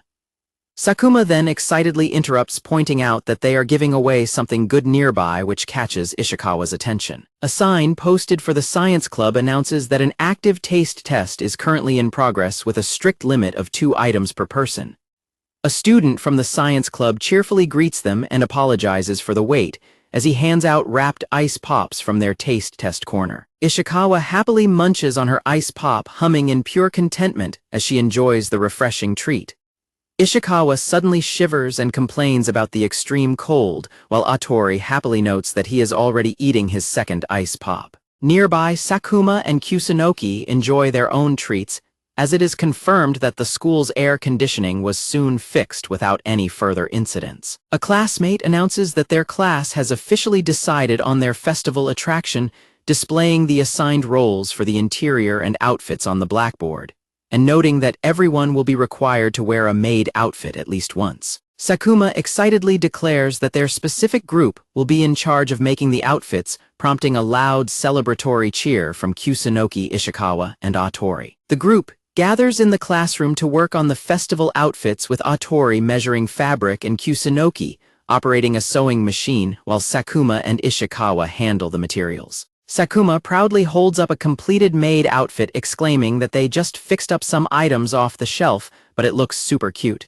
Kusunoki agrees, while Sakuma praises Misuzu for her contribution. Sakuma and Ishikawa cheer happily, but a stressed Kusunoki hands Atori a request paper telling him to take care of that one while they focus entirely on making Ishikawa's outfit. Atori watches in amazement as Ishikawa expertly threads a needle, asking if she can sew. Ishikawa modestly replies that she is not that good at it. Ishikawa swiftly and skillfully sews the fabric together by hand, her fingers moving rapidly as she works on the material. Ishikawa proudly presents a perfectly finished bow tie with a giggle, leaving both Atori and Sakuma completely awestruck by her handiwork. Ishikawa explains that her skills likely come from fixing stuffed animals, prompting Sakuma to excitedly declare that they will finish in no time at this rate. Suddenly, Ishikawa freezes mid-stitch and begins to cry, realizing that she accidentally sewed the fabric directly onto her own clothes, and the thread is completely stuck. Sakuma approaches with scissors and tells Ishikawa to take her clothes off, explaining to Atori that she is no good at fine needlework. Just as a flustered Atori covers his eyes, the classroom door slides open, and a newcomer teases them about having fun startling Kusunoki. A girl in a kimono carrying a shopping bag enters and greets them, cheerfully explaining that she came looking for them when they were not in the regular classroom. Kusunoki shouts in shock at the arrival of the chairman, while Ishikawa happily greets Misuzu. Misuzu cheerfully greets Ishikawa, expressing her relief at seeing her in good health, while Ishikawa reminds everyone that Misuzu took care of her when she was transferring. Meanwhile, Kusunoki quietly confiscates the scissors from Ishikawa to prevent any further accidents. Misuzu notices the handmade outfits and praises their wonderful craftsmanship. Ishikawa happily points out that Kusunoki is the one making them, causing a flustered Kusunoki to yell at Sakuma to stop teasing her. Misuzu turns to Ishikawa and mentions that she wants to put some materials together, with her prompting an eager Ishikawa to agree that she wants to see it too. Misuzu giggles and clasps her hands together, sighing happily about the beauty of youth, while Atori stands quietly beside her. Misuzu energetically points at Atori and asks if he is having fun as well.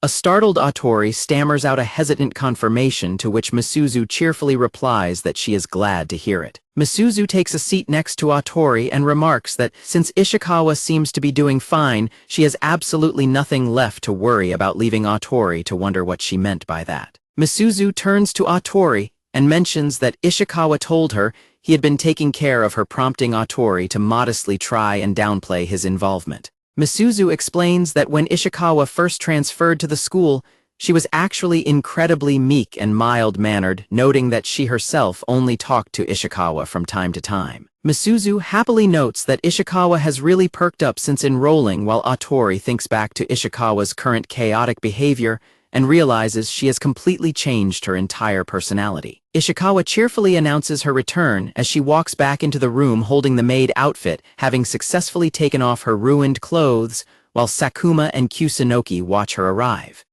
Misuzu cheerfully welcomes Ishikawa back as she returns to the group. Ishikawa bows slightly to Atori and sighs heavily, admitting that getting measured and constantly changing clothes is actually quite exhausting. Just as she finishes complaining, Ishikawa's stomach lets out an incredibly loud rumble, which catches Atori completely off guard, while Kusunoki looks on with concern.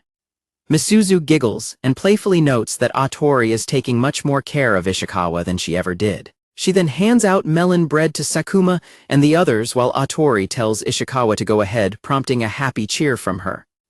Blushing deeply, Ishikawa announces her thanks for the meal and happily bites down on Atori's arm to feed. Atori stares off with a completely placid and peaceful expression, while Ishikawa comfortably clings to his arm and drinks his blood, prompting Misuzu to thoughtfully address him by his first name. Misuzu playfully pulls out her phone to snap a picture, happily deciding to tell Ishikawa's mother about him and wondering if she already knows, which prompts a flustered Kusunoki to immediately scold the chairman and demand that she stop taking pictures. Later on, as the clock shows it is getting late, Ishikawa quietly wipes down the back of a picture frame, while Atori tells her that she can just finish up whenever she is ready. Ishikawa notes that it is not even noon yet and asks if Atori has something else to do today. Atori lifts a heavy cardboard box full of art materials and explains that he has been asked to help decorate the school gate, which catches Ishikawa by surprise. Atori admits that he does not know how long the decorating task will take and suggests that she can just go back home for today, but Ishikawa immediately pouts and stubbornly hums in refusal. Ishikawa decisively slaps the cardboard box and declares that she will help out too. Atori looks at her in surprise and double-checks if she is really sure about staying to work. They head out to the front entrance of Kashinakadai High School, where several students are chatting and carrying wooden planks to build a large scaffolding structure for the festival gate. While Atori kneels down to paint a cute dinosaur signboard, Ishikawa uses her vampire flight to easily transport massive wooden planks through the air, leaving the surrounding students completely in awe of her abilities. Atori cheerfully announces that they have made great progress, and suggests they take a break, prompting an eager Ishikawa to trot over to him while carrying an armful of snacks and bottled drinks. While Atori works on painting an incredibly creepy and detailed cursed eye on a billboard, a female classmate nervously approaches and calls out for Ishikawa. Atori asks if the creepy painting is meant for the school gate, but the classmate apologizes and clarifies that it is actually going to be placed in the first-year student area. Ishikawa is so caught off guard by the dark painting that she completely drops her drinks in shock. The classmate explains that the first years were short on people because Ishikawa had already finished building the main school gate so quickly. Suddenly, a massive crowd of stressed students bursts into the area screaming Atori's name, making Ishikawa jump in fright. The panicked crowd completely swarms Atori, desperately begging him to help with their stage settings, guest manuscripts, covers, and drafts. A completely overwhelmed Ishikawa gets squished in the chaotic mob as she weakly tries to tell them to wait. Atori calmly agrees to take on the extra work, much to the cheering crowd's delight, while a shocked Ishikawa frantically asks if he is really all right with doing all of that. Ishikawa panics as chaos erupts in the background with spilled paint and falling equipment, hesitantly asking if there is something she can also do to help out. Surrounded by clumsy classmates spilling paint on themselves, a tired Atori apologizes to Ishikawa and suggests she go ahead and take a break while he checks on the others. Holding her snacks and drinks, a downcast Ishikawa reluctantly agrees and walks away while the rest of the students continue bustling around with their tasks. Time passes as students continue their festival preparations across the schoolyard. Ishikawa returns and hands a large bottle of soda to Atori as he paints. Atori pauses to thank her for the drink and for her hard work. Ishikawa loudly retorts that it is her line, scolding Atori for taking on way too much work because people keep asking a lot of him. Surprised by her outburst, Atori pauses and asks if she is hungry. Ishikawa stammers in frustration, but Atori just chuckles and lightly replies that he needs to do his best. Ishikawa suddenly shrinks down in size and firmly grabs onto Atori's shirt, demanding to know what he will do if he collapses from pushing himself too hard. While a pouting Ishikawa tightly hugs his chest, Atori gently admits that he knows he is doing too much explaining, that he took on the tasks because he is simply bad at talking to others and refusing them. Atori explains to Ishikawa that whenever he sees someone who needs help, he simply cannot help but want to be of assistance to them. Ishikawa looks up at him with a deep blush, clearly moved by his selfless reasoning, while Atori awkwardly rubs his arm. Ishikawa fiercely grips Atori's shirt and tightly squeezes the fabric, stubbornly declaring that even if that is the case, he is still taking on too much, throwing a startled Atori completely off guard. Looking up with absolute determination, Ishikawa loudly demands that the next time he needs help, he must call on her too. Placing her hands on her hips, Ishikawa insists that she is always counting on him as well. A flustered Atori protests that he could never do that, pointing out how much work she already did for him today.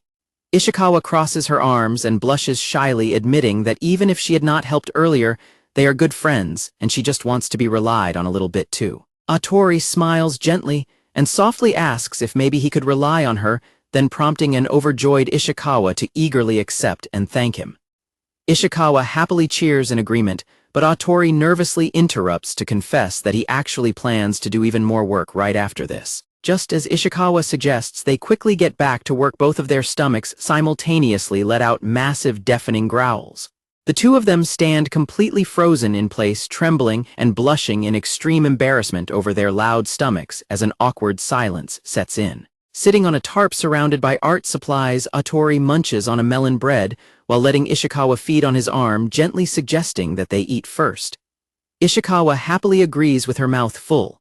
A new chapter begins as Sakuma stares up in pure awe at the sign for the MadamadaThe House Cat Cafe. Standing together in front of the shop, Sakuma cheerfully announces that this is the place and leads Ishikawa toward the front entrance. Inside the cafe, a staff member warmly offers to store their belongings. Sakuma tells Ishikawa how highly she recommends the establishment, prompting an excited Ishikawa to present a free ticket she received from Sakuma earlier as they head inside. Ishikawa and Sakuma enter the cafe area and are shocked to find Kusunoki already there completely covered in cats, as she holds up her drink in surprise. Sakuma loudly exclaims what a coincidence it is to see her there, and Kusunoki casually explains that since she lives nearby, she sometimes visits the cafe. Kusunoki notes that all the cats there are very friendly, which Ishikawa happily confirms as she joyfully rubs her cheeks against a fluffy cat. Sakuma gushes over how cute Ishikawa looks surrounded by the cats and praises how well the atmosphere suits her. Kusunoki agrees, noting that the setting really fits Ishikawa's image. Ishikawa smugly boasts that as a noble vampire, she can easily tame the animals, but she pauses nervously as all the cats suddenly perk up and aggressively stare at the bag of treats in her hand. Ishikawa desperately begs the cats to wait a second and take turns as the swarm rapidly descends on her, while Sakuma and Kusunoki watch the ensuing chaos in shock. Ishikawa sits on the floor defeated and whimpering as the cats munch on the spilled treats and chew on her head, prompting Kusunoki to deadpan that Ishikawa was made a fool of instantly. Sakuma remembers a similar incident happening before and imagines Ishikawa being swarmed by contact fish. Kusunoki remarks that she wishes she could have seen it, making Ishikawa angrily yell that it is not funny at all. Kusunoki grabs a menu and suggests they have some snacks too to cheer her up, while Sakuma gently pets the head of a still pouting Ishikawa who buries her face into Sakuma's stomach. A male staff member asks them to wait a moment to take their order, catching Kusunoki's attention as she smiles up at him. A plate of cat-shaped cookies and a drink rest on a table while a cat peeks over the edge demanding a treat. Kusunoki looks at her phone displaying a photo of Sakuma at an aquarium and asks if this is the place she got a ticket for on her birthday. Sakuma confirms from off-screen while Ishikawa sits beside Kusunoki as a kitten scratches at her leg. Kusunoki watches in awe as the kitten gently bites and sucks on her finger. On her phone screen, a social media post from Ishikawa notes that her range of action has expanded since she became able to drink Sakuma's blood. Kusunoki turns from her phone to ask Ishikawa if she likes snacks, catching Ishikawa's attention as she pets a cat. Kusunoki shows a digital leaflet on her phone explaining that she heard a new shop offering a wide range of sweets opened up recently. Hiding her heavily blushing face behind her phone, a nervous Kusunoki asks Ishikawa if she would like to go there together next time. Ishikawa squishes a cat against her cheek and cheekily remarks that she will need to get used to being bitten. Ishikawa smirks and playfully agrees to go while making a cat noise, causing a flustered Kusunoki to yell at her to shut up and wipe that look off her face. Meanwhile, Sakuma wanders back toward them after returning from the bathroom. Sakuma cheerfully asks what happened and what they were discussing, causing Kusunoki to panic, while a flustered Ishikawa quickly tries to brush off the question. Ishikawa suddenly cries out in alarm, pointing out that the kitten is now aggressively biting and scratching Kusunoki's hand, prompting a startled Kusunoki to finally notice the attack. Sakuma laughs and points out that Kusunoki is getting all rowdy too, while Kusunoki asks Ishikawa if the kitten's biting hurts. Ishikawa dismissively replies that it is just a kitten. Ishikawa suddenly announces that she has a brilliant idea, leaving Sakuma looking on in confusion. The next day at school, a confused Atori and a completely baffled Sakuma stare ahead in sheer disbelief. Ishikawa proudly stands before them wearing a massive puffy cat costume, confidently declaring that she will be fine being bitten if she just imagines her attacker as a cat. Atori mutters in confusion while Sakuma gushes over how cute the outfit looks. Sakuma exasperatedly yells that Ishikawa is completely missing the point, while an excited Kusunoki swaps Ishikawa's cat hood for a fluffy rabbit, one suggesting that it might actually be even better. Inside the classroom, the students bustle around with their festival preparations, hanging curtains and drawing a large chalkboard sign for their class-made cafe. Carrying a large bundle of paper flowers, Sakuma happily remarks that the room is slowly starting to look like a real cafe. Ishikawa agrees excitedly while Kusunoki checks their interior design memo with Atori and asks what else they still need to get. Someone suggests they might need some props for the cafe, and Ishikawa happily announces that she might have some at her house, catching the others completely by surprise. Ishikawa invites them all over for the weekend, and the group soon arrives to find a massive, modern-looking home, leaving them completely amazed by its size. While Sakuma and Kusunoki marvel at the grand house, Atori admits He thought her home would be a spooky castle deep in the mountains, prompting an offended Ishikawa to demand what kind of place they had been imagining. As Ishikawa opens the front door to reveal a large elevator bank, someone points out that their expectations made sense, since it is technically a vampire's house, causing Ishikawa to angrily question their logic. A bewildered Kusunoki looks at the elevators and asks if this area is really just the entranceway, to which a confused Ishikawa confirms that it is. Ishikawa enthusiastically dashes into the open elevator and calls for the others to follow her inside, catching them slightly off guard. The group cries out in absolute shock as the glass elevator begins rapidly descending deep underground, while a calm Ishikawa looks back and asks why they are reacting so dramatically. Kusunoki asks how many underground levels the house has, and when Ishikawa casually guesses around 20 because she is not entirely sure, a panicked Kusunoki yells that it sounds more like a dungeon. Atori suddenly realizes that building the house underground means the sun will not shine on it, concluding that it actually fits a traditional vampire's needs perfectly, while Sakuma excitedly takes pictures of the elevator panel. Ishikawa casually announces that they have arrived, but the group is completely stunned into silence as the elevator doors open to reveal a brightly lit traditional Japanese house and outdoor garden with an elderly woman resting on the porch. The group panics and asks if they just saw a whole house and a person on that floor. Ishikawa sheepishly rubs her head and admits she made a mistake, explaining that their actual destination is one level further down. The elevator doors close as they arrive at the correct floor and enter a modern living space, with someone admitting that the previous floor really surprised them. Sakuma excitedly cheers that the underground space is incredible and feels like a video game. Kusunoki takes a seat on the couch and comments on the room's atmosphere, while Atori sits nearby on the floor.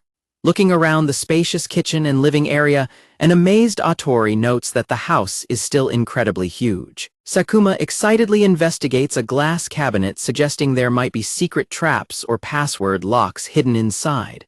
An annoyed Kusunoki drags Atori over by the hand and scolds Sakuma for wanting to touch things without permission. Sakuma happily pulls out a family pack of snacks, prompting an exasperated Kusunoki to tell her to put it back. Meanwhile, Atori points out that Ishikawa has been gone for a while. Sakuma notes that besides their luggage, Ishikawa probably went to fetch some other items. Giving a thumbs up, she jokingly suggests that Ishikawa might have gotten lost.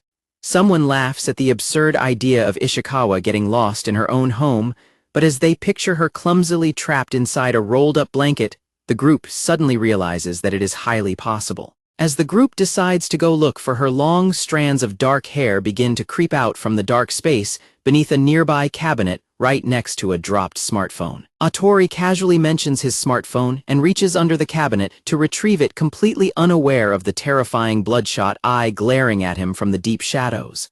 A terrifying figure with a sharp-toothed grin stares out from the darkness. Kusunoki and Sakuma shrink back and scream in sheer panicked terror. The elevator doors suddenly open to reveal an exhausted Ishikawa, who tearfully announces that she finally made it back after getting lost. Kusunoki, Sakuma, and Atori frantically scream for Ishikawa to hurry and get inside the elevator, completely startling her. Someone dives headfirst into the closing elevator doors, leaving Ishikawa to confusedly wonder what just happened. Clouds drift peacefully across the bright daytime sky. Back outside at ground level, the group thanks Ishikawa as Atori carries the box of props, promising to handle them safely.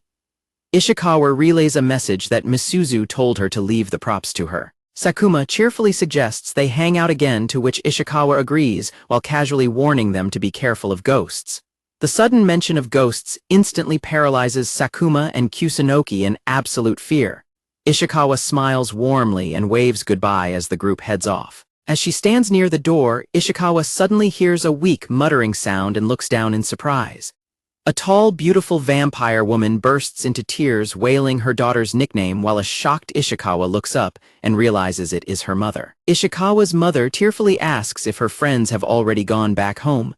When Ishikawa confirms they have, her mother is struck with sudden realization and shock. Her mother frantically explains that she was thinking about how to properly greet them, but she became overly self-conscious that trying to smile naturally would just make her look terrifying. Shrinking down into a tiny trembling form on the floor, her mother cries that she was simply too nervous to bring herself to talk to them, leaving a dumbfounded Ishikawa to realize her mother was the terrifying entity hiding in the dark. Her mother pulls a tiny crying Ishikawa into a tight hug, wailing apologies for missing the chance to meet her daughter's very first friends while Ishikawa tries to comfort her.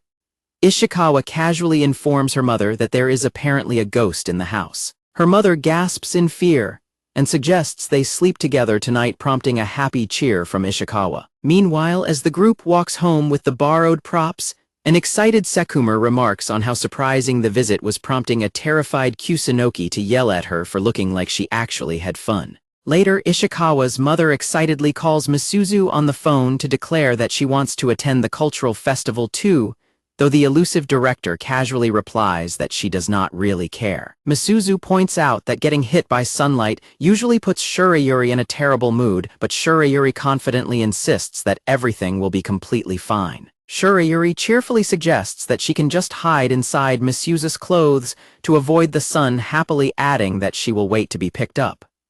A deeply annoyed Misuzu groans in sheer exasperation at the ridiculous plan. The day of Kashinakadai High School's cultural festival finally arrives, and the campus is bustling with chattering students and visitors exploring the various outdoor stalls and attractions. Standing near the entrance of their classroom in her maid outfit, Sakuma asks Ishikawa if she is ready. Atori, wearing a maid headband and holding their cafe's promotional sign, nervously notes the large crowd outside as an enthusiastic Ishikawa peeks out from the doorway to confirm she is completely prepared. Ishikawa confidently steps out in her full maid outfit alongside Atori, cheerfully declaring that they are heading out to promote the cafe. As they walk down the hall, passing students immediately blush and gush over how incredibly cute Ishikawa looks. They stop by the neighboring class curry stall where a female student wearing a bandana happily praises Ishikawa's cute outfit. Ishikawa joyfully checks out the menu while an impressed Atori notes that running a curry stall is a nice idea. The student from the neighboring class generously offers them a taste test of their food. Ishikawa eagerly accepts the bowls of curry and thanks her with a bright smile while Atori continues to hold their promotional sign. Ishikawa happily takes a bite of the curry and hums in pure delight. Seeing the beautiful maid enjoying the food, a massive crowd of students suddenly swarms the stall to frantically demand their own bowls, leaving a completely shocked Atori to watch the sudden surge of customers. The stall workers happily thank Ishikawa for the nice advertising, and she cheerfully accepts their gratitude. Meanwhile, a shocked Atori and the neighboring students suddenly realize they were completely tricked into promoting the rival stall. As they walk away with their sign, Ishikawa groans that the food was yummy, but admits she feels a mysterious sense of defeat, to which Atori quietly agrees. Atori then points out a target shooting stall up ahead, and Ishikawa excitedly notes that it looks like a lot of fun. At the stall, an attendant announces that participants can work together in pairs to reach the targets. Watching a couple holding hands to stretch further over the counter, Ishikawa thoughtfully repeats the idea of working together. Ishikawa suddenly demands that Atori hold her, completely startling him as he nervously wonders what is going on. Atori holds a tiny Ishikawa over the counter as she aims the toy rifle, excitedly declaring that they should do this. Atori awkwardly starts to speak as the cork hits a box of bubble gum, while the blushing stall attendant loudly squeals that they did it and declares the rule breaking is perfectly fine because Ishikawa is cute. Ishikawa excitedly points down the busy hallway and tells Atori they should head that way next, prompting a nearby student to casually agree. As they continue their walk, Ishikawa strikes a confident pose for passing students who excitedly take photos of her on their phones, while Atori quietly stands beside her holding their cafe sign. A female student wearing a bloody costume with a fake axe in her head excitedly greets them, completely startling both Ishikawa and Atori.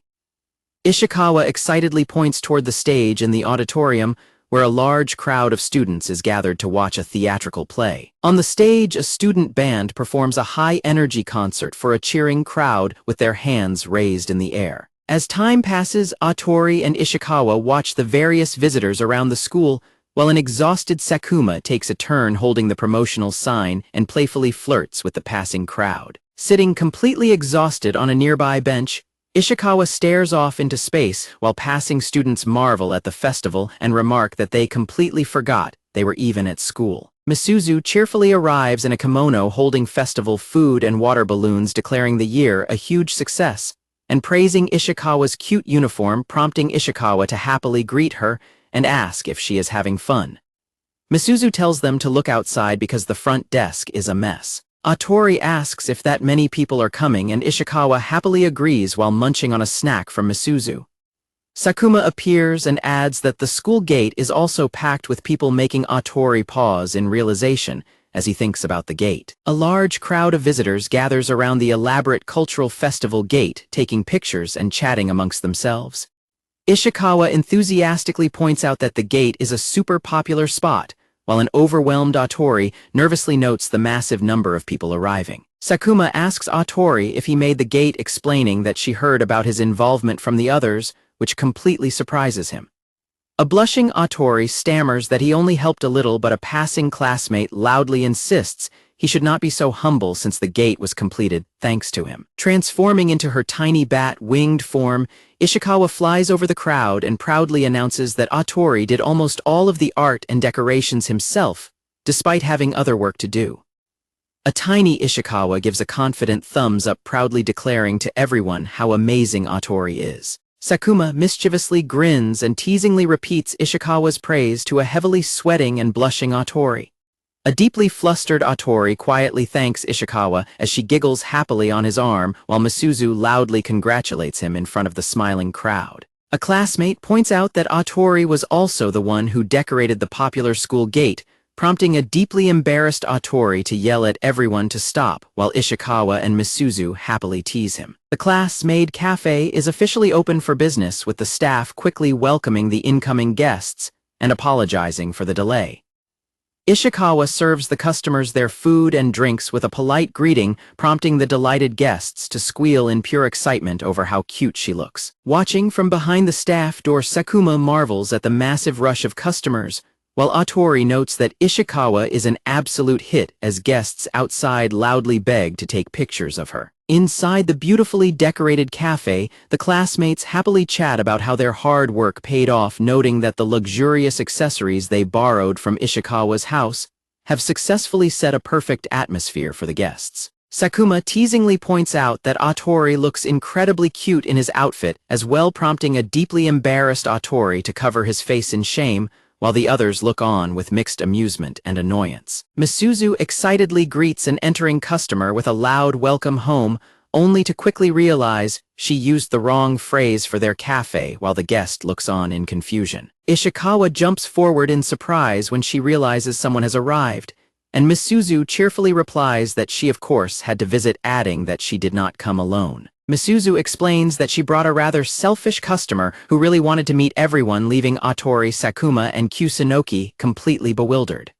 Suddenly, a thick, dark liquid spills out from Misuzu's sleeve and splatters onto the floor. Ishikawa's mother fully emerges from the dark puddle on the floor, pouting that she is not selfish and declaring that visiting is simply her duty as a parent, while the others stare in absolute shock. While a shocked Ishikawa begins to yell for her mother, Sakuma, Kusunoki, and Atori scream in pure terror, convinced that a ghost has just materialized in front of them. Ishikawa happily leaps into her mother's arms with a joyful shout, which leaves her completely shocked classmates to scream in absolute disbelief that this entity is actually her mother. Ishikawa proudly introduces her mother, Shurayuri, who sits down elegantly and apologizes for causing a scene, politely thanking the completely frozen classmates for taking such great care of her daughter. Shurayuri explains that because she failed to introduce herself properly, the other day she had Misuzu transport her inside her clothes to completely avoid the sunlight, prompting Kusunoki to gasp in sudden realization, while a smug Ishikawa flashes a peace sign. Remembering the creepy face from beneath the cabinet,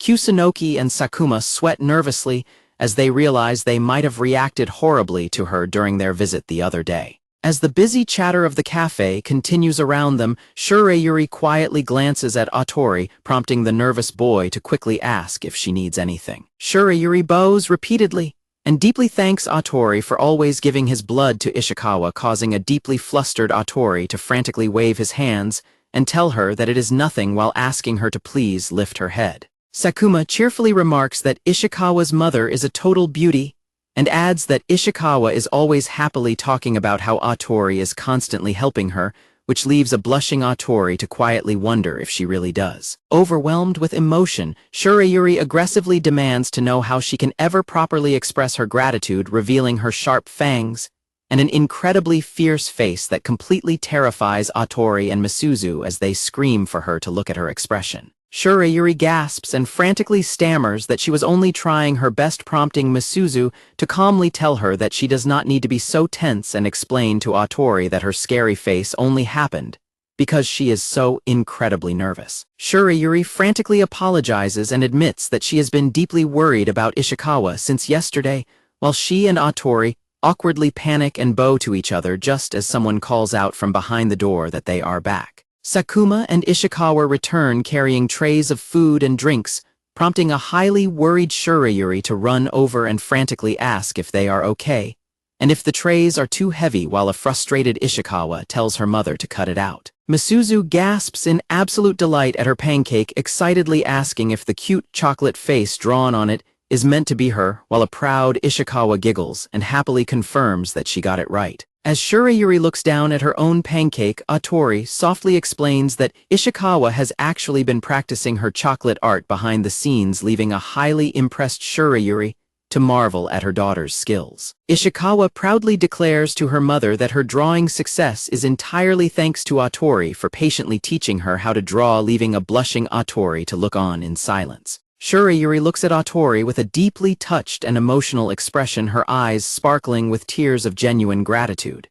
Chibai Ishikawa enthusiastically tells her mother to go ahead and eat up, but a highly flustered Shurayuri panics and stammers that she is simply not mentally prepared yet. A handbell suddenly rings out loudly inside the room. As Shurayuri rings the bell, the door slides open, and several mysterious artists wearing paper bags over their heads suddenly enter the room, leaving the students frozen in sheer confusion. The bag-headed artists swarm Ishikawa, gushing about how cute she is, and when Kusunoki asks if they are her friends, Ishikawa casually explains that they are actually the professional artists employed by her household. Misuzu thoughtfully wonders why even their clothes do not show up in photographs, which Shurayuri confirms is indeed the case for them. Shurayuri excitedly declares that she wants to capture Ishikawa's finest moment in a professional painting, prompting a sweating Atori to internally marvel at the absurd logic of wealthy families. Shurayuri holds up her smartphone, displaying a cherished photo of the group, and asks Atori if he is the one who taught her daughter everything.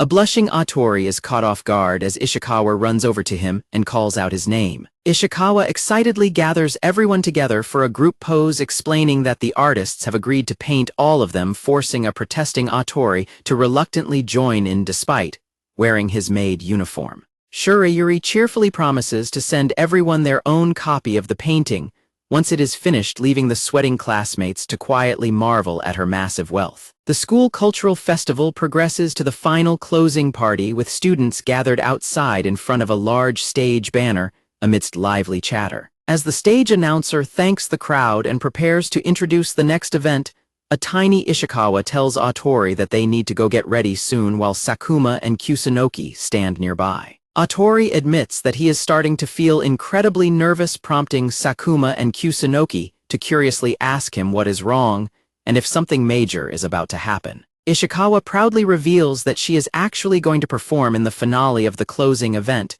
and while Sakuma praises her, Kusunoki recalls that they did an embarrassing folk dance last year. Ishikawa confidently pumps her fist and bids everyone goodbye as she heads off to prepare, while her supportive classmates loudly cheer her on and wave.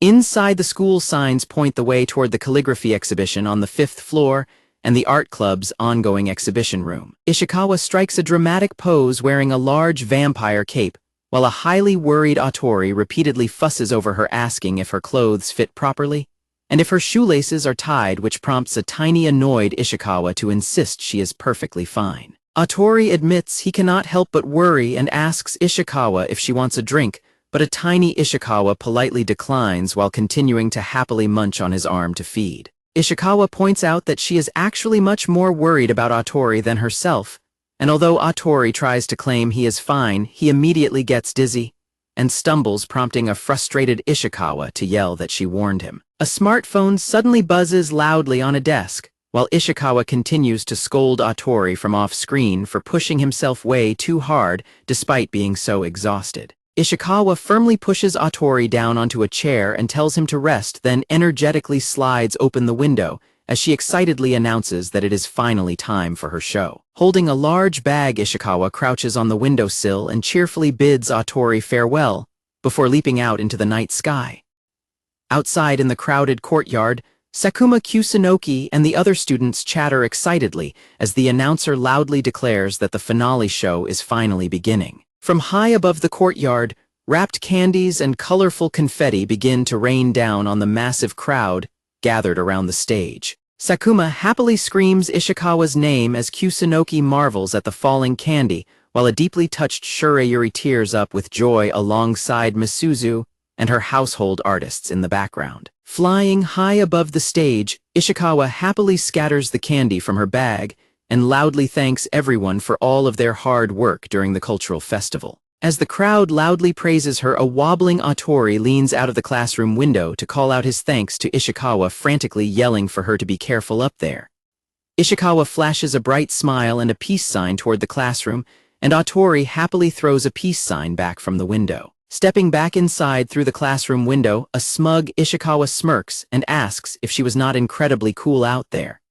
Ishikawa proudly asks if she did not look like a crazy vampire, but she immediately screams in terror when she finds Atori slumped over a stool and weakly welcoming her back. Ishikawa quickly drags Atori over to the couch, letting him collapse onto the soft cushions as a wave of immense relief finally washes over him. Atori weakly voices his gratitude to Ishikawa, prompting her to huff and tell him to stop surprising her like that as she stands by holding her festival fan. Lying on the couch, Atori tells Ishikawa that she was super cool and that the cape suits her well, prompting a delighted Ishikawa to cheer happily.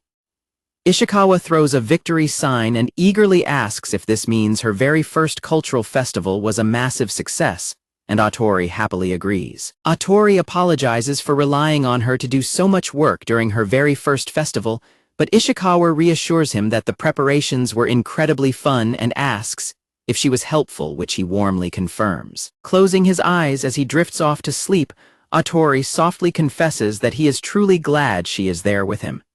Ishikawa smiles softly and looks down at the sleeping boy with a warm, gentle gaze. Ishikawa gently pats the sleeping Atori on the shoulder and softly praises him for trying so incredibly hard. Ishikawa changes into her tiny form and sits on Atori's head, gently stroking his hair while warmly telling him that he did great. From inside the quiet art room, a sleepy Atori mutters that Ishikawa did great too, prompting her to giggle and note that he sounds incredibly sleepy. In the hallway, the classmates praise Ishikawa's splendid performance, while Misuzu and Shurayuri note that she is taking a while to return, and hasn't replied to messages, prompting Kusunoki to suggest checking the art room. The group arrives at the art room door and quietly peeks through the window, gasping softly at what they see inside. Inside, Atori is fast asleep on the couch with a tiny Ishikawa peacefully curled up and sleeping right against his neck. Smiling warmly at the peaceful scene, the group quietly decides that they absolutely should not wake the sleeping pair up. A picture frame is held up displaying a captured memory of the two sleeping peacefully together on the couch. Finding the picture officially displayed with a sweet note from her mother, a deeply blushing Ishikawa panics and frantically wonders when her mother even managed to take it.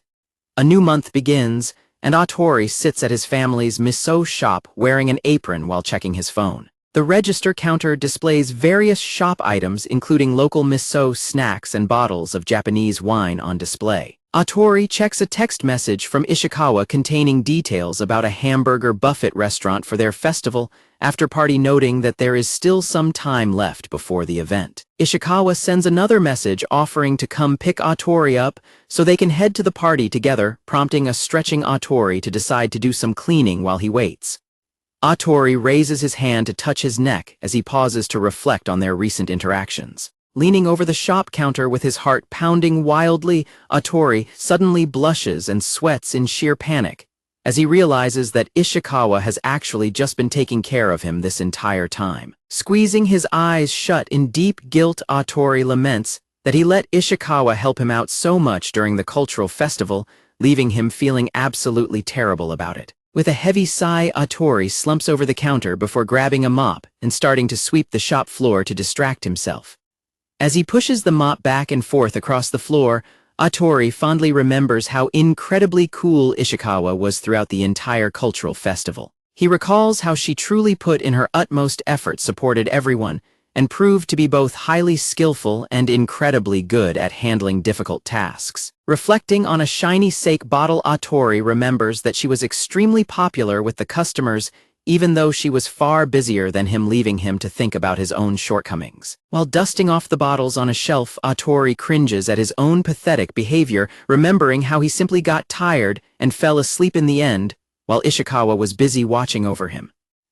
Atori stops dusting, holding his hand to his mouth, as he quietly reflects on how wonderful Ishikawa truly is. He remembers her smiling and telling him he did good, realizing how incredibly kind she has been without ever uttering a single complaint. Looking up at the framed landscape pictures on the wall, Atori quietly sighs and laments that he has always been this way. The front door suddenly rattles open with a loud slide, startling a jumping Atori, who quickly turns to stutter a welcome before freezing in surprise when he sees who has just stepped inside. Ishikawa slides the door open and cheerfully explains that she arrived a bit too early, asking if she can come in, which prompts a startled Atori to quickly welcome her inside. Ishikawa happily notes that Atori looks much better now, while a sheepish Atori rubs his cheek and apologizes for causing her so much trouble previously. When Atori mentions that she even gave him a lap pillow, Ishikawa instantly gulps and sweats in absolute panic, looking deeply flustered. Ishikawa nervously looks down and tells Atori that she has something she needs to apologize for, leaving him completely confused. Atori watches in suspense as Ishikawa hesitantly begins to confess the truth of what happened. Hiding her heavily blushing face behind her hat, Ishikawa tearfully confesses that she accidentally drooled all over his head while they were sleeping. As Atori touches his own hair in surprise, Ishikawa frantically points at that exact spot to confirm that was the area she drooled on. Ishikawa panics and explains that she did not know what to do because his head was already completely drenched, while a sweat-dropping Atori recalls that his head did feel strangely chilly back then. Ishikawa apologizes profusely for not being brave enough to tell him sooner, but Atori quickly reassures her that it is completely fine and tells her not to worry. Ishikawa lets out a heavy sigh of relief, clutching her hat and admitting she was certain he would be disappointed in her, while Atori watches her with a gentle expression. Atori asks if she was seriously worried about him being disappointed because of her drooling, which a tiny sheepish Ishikawa quietly confirms.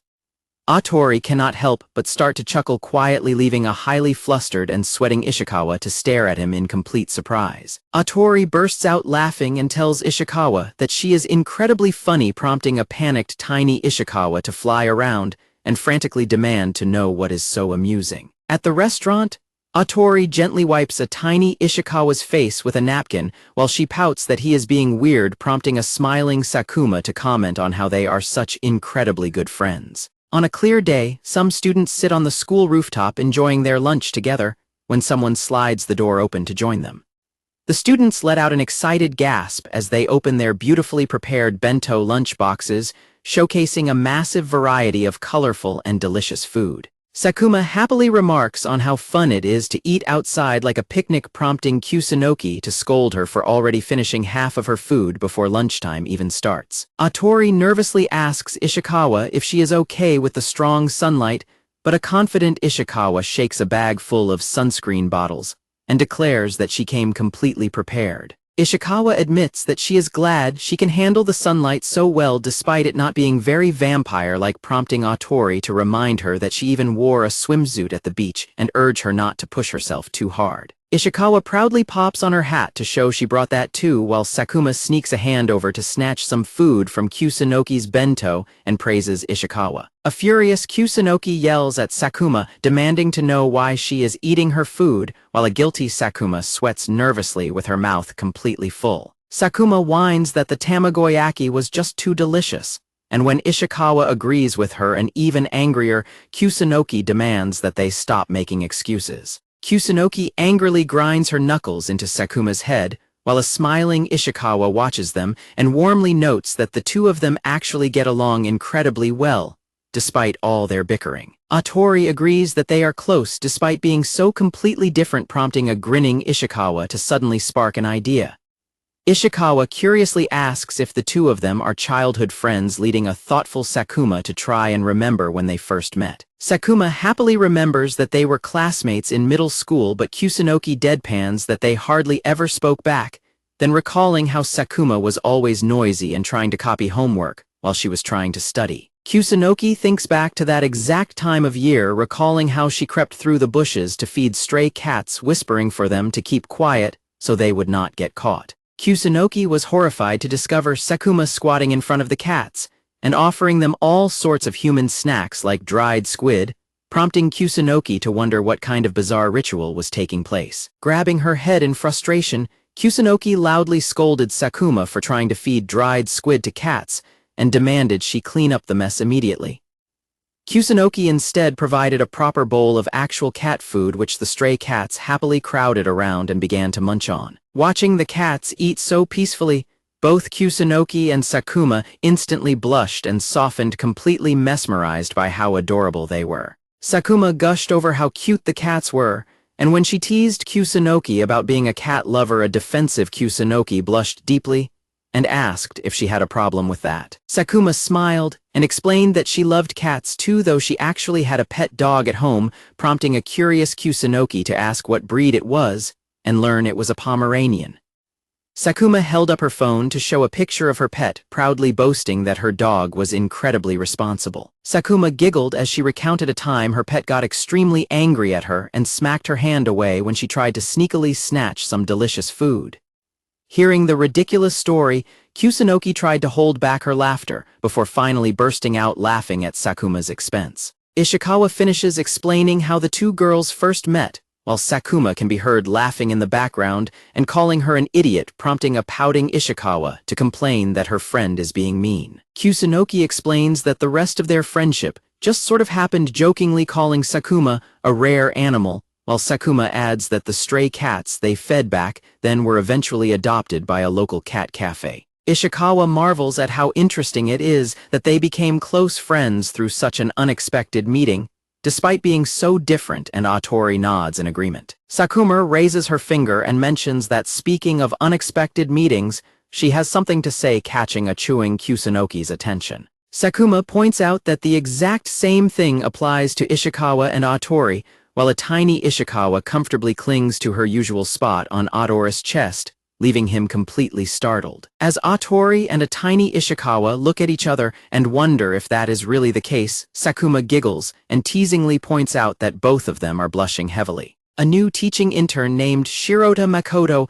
arrives at the school building, stepping onto the grounds with an ominous feeling as she reflects on returning to her fated alma mater. As students walk past her offering cheerful morning greetings, Shirota stands resolutely in the busy courtyard, quietly vowing that she will not be fooled by this seemingly normal school. Shirota trembles in paranoia as she watches the passing students, convinced that disguised non-humans are hiding in plain sight all around her. Shirota stops in front of classroom 2 to gather her composure, trying to push away memories of her chaotic past student life and telling herself not to freak out. Determined to make a strong impression, Shirota slams her hand onto the podium and loudly introduces herself as Shirota, their new classical literature intern, prompting surprised murmurs from the class. The class politely applauds her introduction, and Shirota takes a breath to calm her nerves before preparing to start the lesson.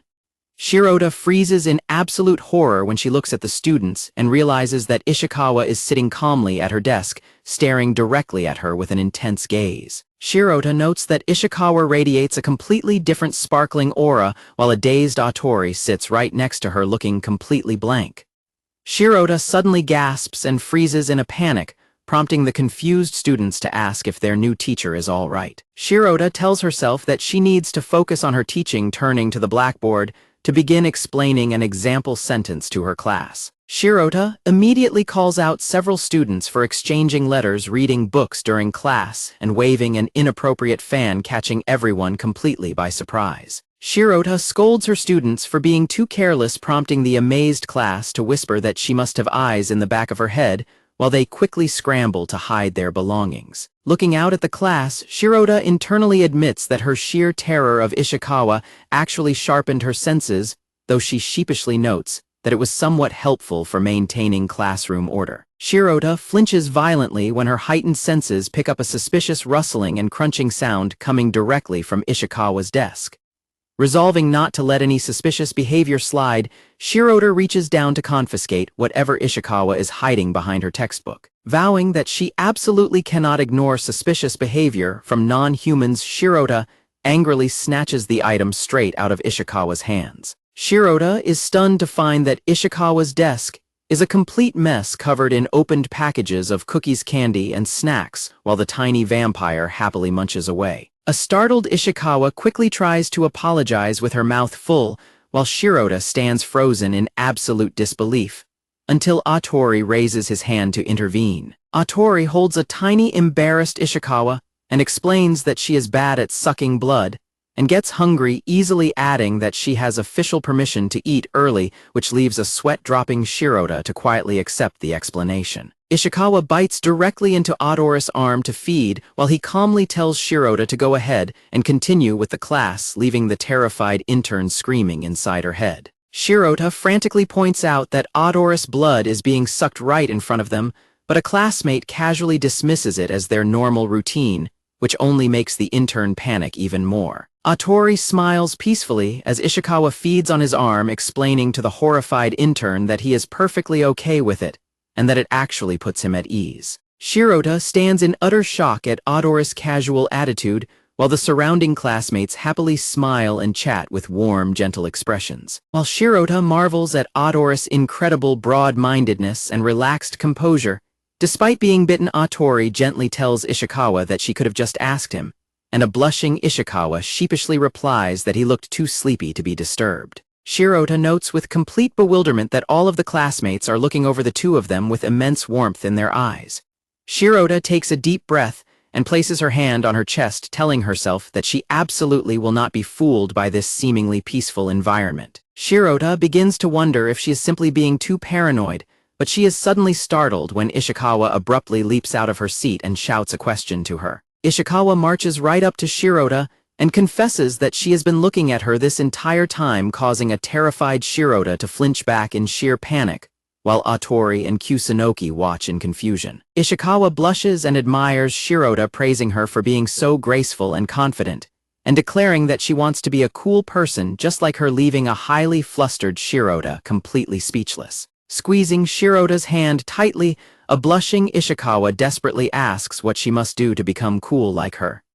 The intense admiration leaves Shirota completely speechless, sweating and staring in utter bewilderment as the class watches on. Elsewhere, Misuzu walks down the school hallway humming happily and wondering how Shirota is doing when someone suddenly calls out to her. Inside the classroom, Ishikawa happily hugs Shirota and asks if she can call her master, prompting a panicking Shirota to hold her tight, while Misuzu arrives at the door and notes that she is falling for the vampire's charms. Ishikawa stands before the class's birthday board looking incredibly excited and fidgeting with clenched fists as she stares at the highlighted section for October. While the classmates discuss that the event is finally next week, Ishikawa cheers excitedly in the background as Kusunoki and Sakuma secretly talk about their surprise plan. Atori slides open the classroom door to greet them, noting that they all seem to be having a lot of fun, while Sakuma quietly tells the others not to get too excited. Sakuma accidentally ruins the surprise by blurting out that they were just talking about his surprise party, causing Kusunoki to gasp in absolute horror, while Atori cries out in complete shock. A sweating and panicked Atori desperately apologizes, blaming himself for starting the conversation in the first place, while the classmates try to reassure him that it is not his fault. Kusunoki deadpans that she fully expected Sakuma to accidentally ruin the secret eventually, while a blushing Ishikawa tries to play it cool, leaving Atori to finally understand why she had been so happy lately. Sakuma tries to comfort a sobbing tiny Ishikawa, by admitting they simply failed at keeping the secret while Atori stands nearby looking completely speechless. Atori nervously suggests to Ishikawa that they should distance themselves from each other until the actual day of his birthday to help bring back the element of surprise, leaving Sakuma and Kusunoki shocked by the idea. Sakuma and Kusunoki sweat nervously while pondering if a brief separation might actually bring back the novelty of the birthday surprise, though a nearby classmate looks highly skeptical of the plan. Blushing and getting intensely fired up, Ishikawa insists that if they are going to carry out this separation, they must do it absolutely properly, prompting a sweating Atori to nervously raise his fist in agreement. Ishikawa bites directly into his arm one last time, declaring that their separation will officially start as soon as she is done feeding, while their classmates watch the scene with growing concern. The physical separation of their desks officially begins, yet they are still spotted together with Ishikawa feeding on Atori's arm, causing their panicked classmates to immediately gossip that the two must have had a massive fight. Sakuma and Kusunoki watch the unfolding situation with deeply sweat-dropping and highly concerned expressions. Sakuma asks if they are both all right, finding a completely exhausted and pale Atori next to a tiny Ishikawa who is slumped over a massive pile of empty snack wrappers. Sakuma explains that Ishikawa could not stop stress eating, while Atori laments that he feels as though his soul was completely drained, despite not actually losing any blood during their separation. Kusunoki points out that they never actually mentioned what the surprise plan was anyway, meaning there was absolutely no reason for them to distance themselves in the first place, leaving a weary Atori to let out a long sigh. Atori holds a tiny Ishikawa and admits he probably should have just pretended he did not know about the surprise, prompting Sakuma to warmly praise both of them for being so nice. Ishikawa suddenly begins rustling around inside her bag, catching Atori's attention. Ishikawa explains that even though it is no longer a surprise, she still wants to say it properly, while Atori looks on with curiosity. Blushing deeply, Ishikawa holds up a hand-drawn birthday invitation card for Atori, asking him if he would like to come to the party at her house. Atori accepts the card with a warm smile, gladly agreeing to come, while Sakuma and Kusunoki cheer happily behind them.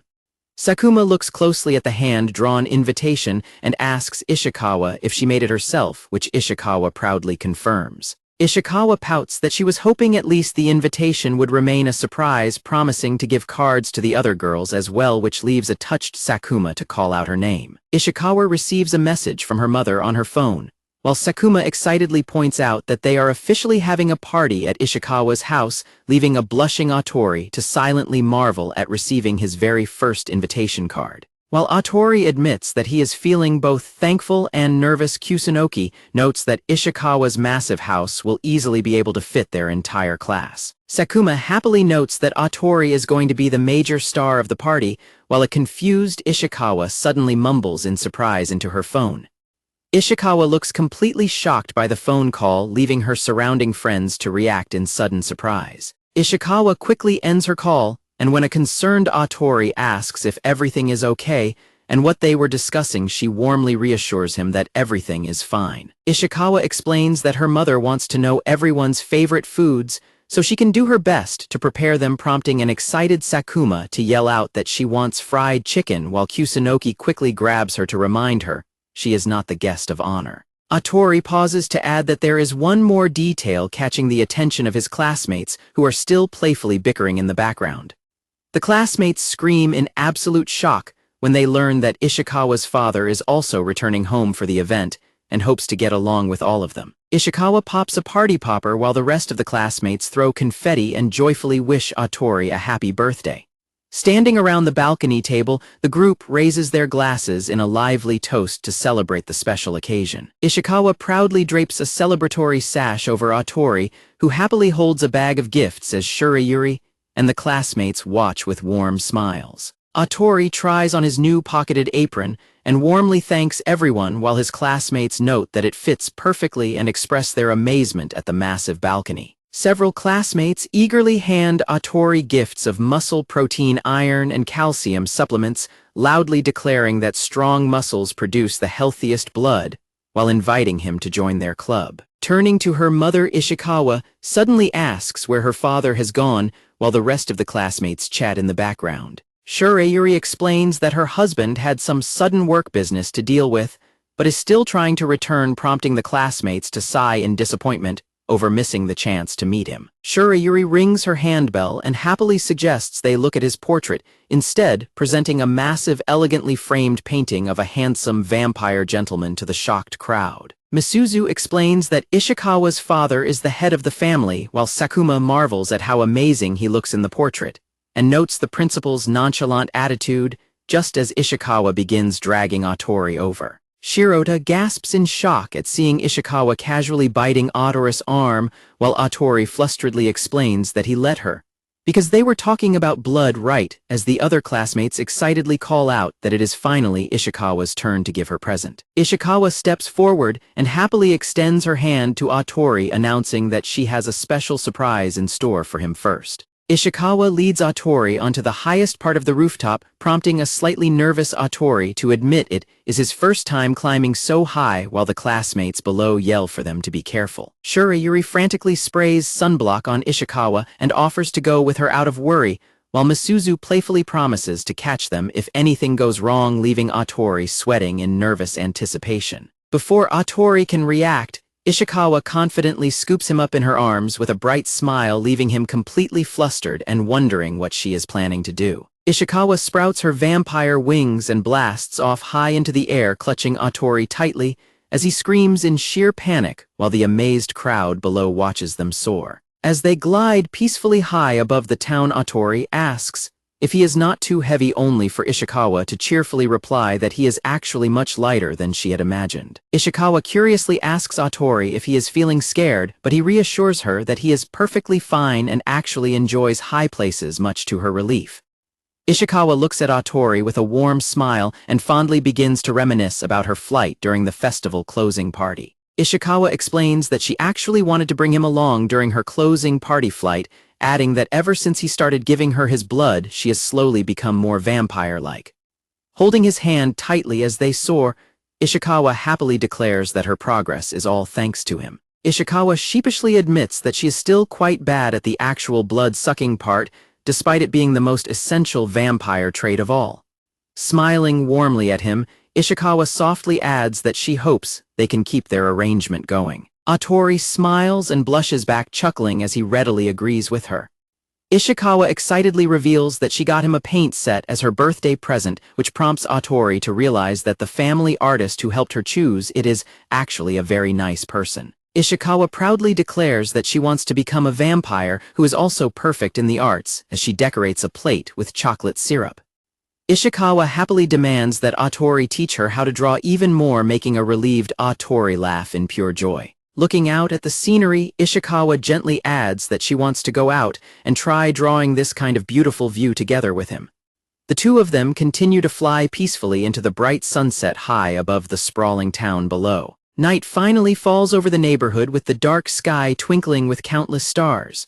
Walking home through the quiet streets at night while carrying his bags of gifts, a slightly wobbly Atori happily reflects on how awesome the whole flight was. Atori admits he panicked for a second when Ishikawa got so hungry and dizzy mid-flight that she wanted to feed right then and there, and he feels incredibly glad they managed to land safely. Looking up at the crescent moon in the quiet night sky, Atori stands on the street with a warm smile, fully content that he had a wonderful time. Atori resolves to thank her as soon as he gets home, but he is suddenly startled when a black cat steps onto the wall beside him. Atori stares in absolute disbelief as a tiny mustache-wearing chibai man calmly rides on the back of the black cat and asks to be let off. The tiny chibai man hops off the cat and politely asks if he is Atori before introducing himself as Ishikawa's father and welcoming him with a wave. Atori stands in confusion on the quiet street, trying to process the fact that this tiny chibai man claims to be Ishikawa's father.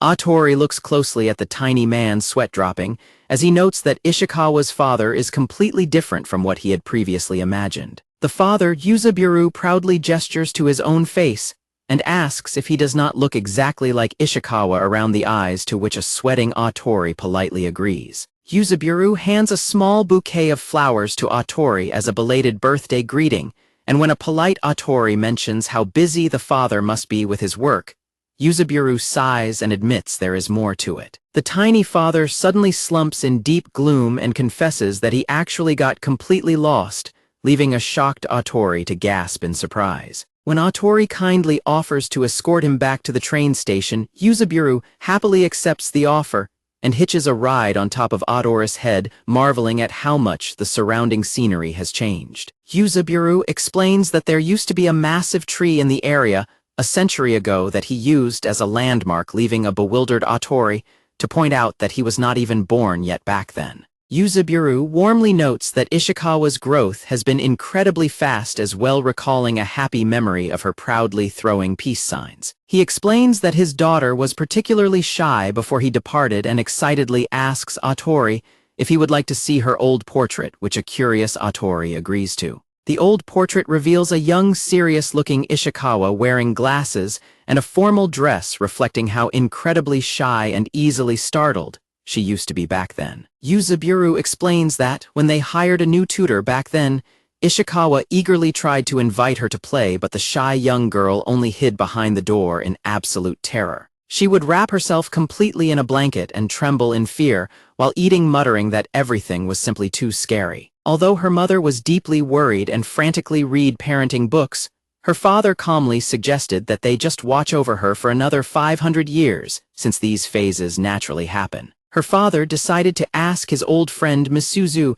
for help, who recommended letting Ishikawa read a romanticized vampire book to see if it would help her cope. Immediately after reading the book, Ishikawa declared that she was going to become a cool and mysterious vampire, leaving her parents completely stunned. Yuzaburo admits he was shocked at the time, but notes that everything turned out all right, while Atori finally realizes where Ishikawa's deep love of manga originally came from. Atori warmly comments that Ishikawa is truly amazing for completely conquering her shyness, getting great grades, being athletic, and constantly trying out new things. Atori sighs and admits that she is such a hard worker, he sometimes feels like she's going to leave him behind, prompting her father to curiously ask if that is really how he feels. Yuzaburo smiles gently at Atori and reassures him that he is actually an amazing person too. Yuzaburo holds up his phone to show a family portrait of them with a baby Ishikawa, explaining that this was how they have always been together. Looking at the group photo on his phone, Yuzaburo tells Atori that he taught their family a new way to capture the daily lives of vampires. Yuzaburo proudly declares that this is a grand achievement that will leave Atori's name in history, causing a completely baffled Atori to mutter in confusion. Yuzaburo asks Atori to keep showing Ishikawa all sorts of different worlds, adding that he is looking forward to seeing it himself. Atori stands in quiet surprise, sweating slightly as he takes in the father's earnest request. He softly agrees to the request under the quiet starry night sky. The starry night sky shines peacefully over the quiet streets. As he walks home, Atori thinks to himself that Ishikawa's father was certainly a very strange person. Atori watches the tiny father fly away at the station, wondering if he will make it back safely, while fondly remembering how both Ishikawa and her father praised him. He thinks back to Ishikawa smiling and thanking him, realizing how much they have truly helped each other.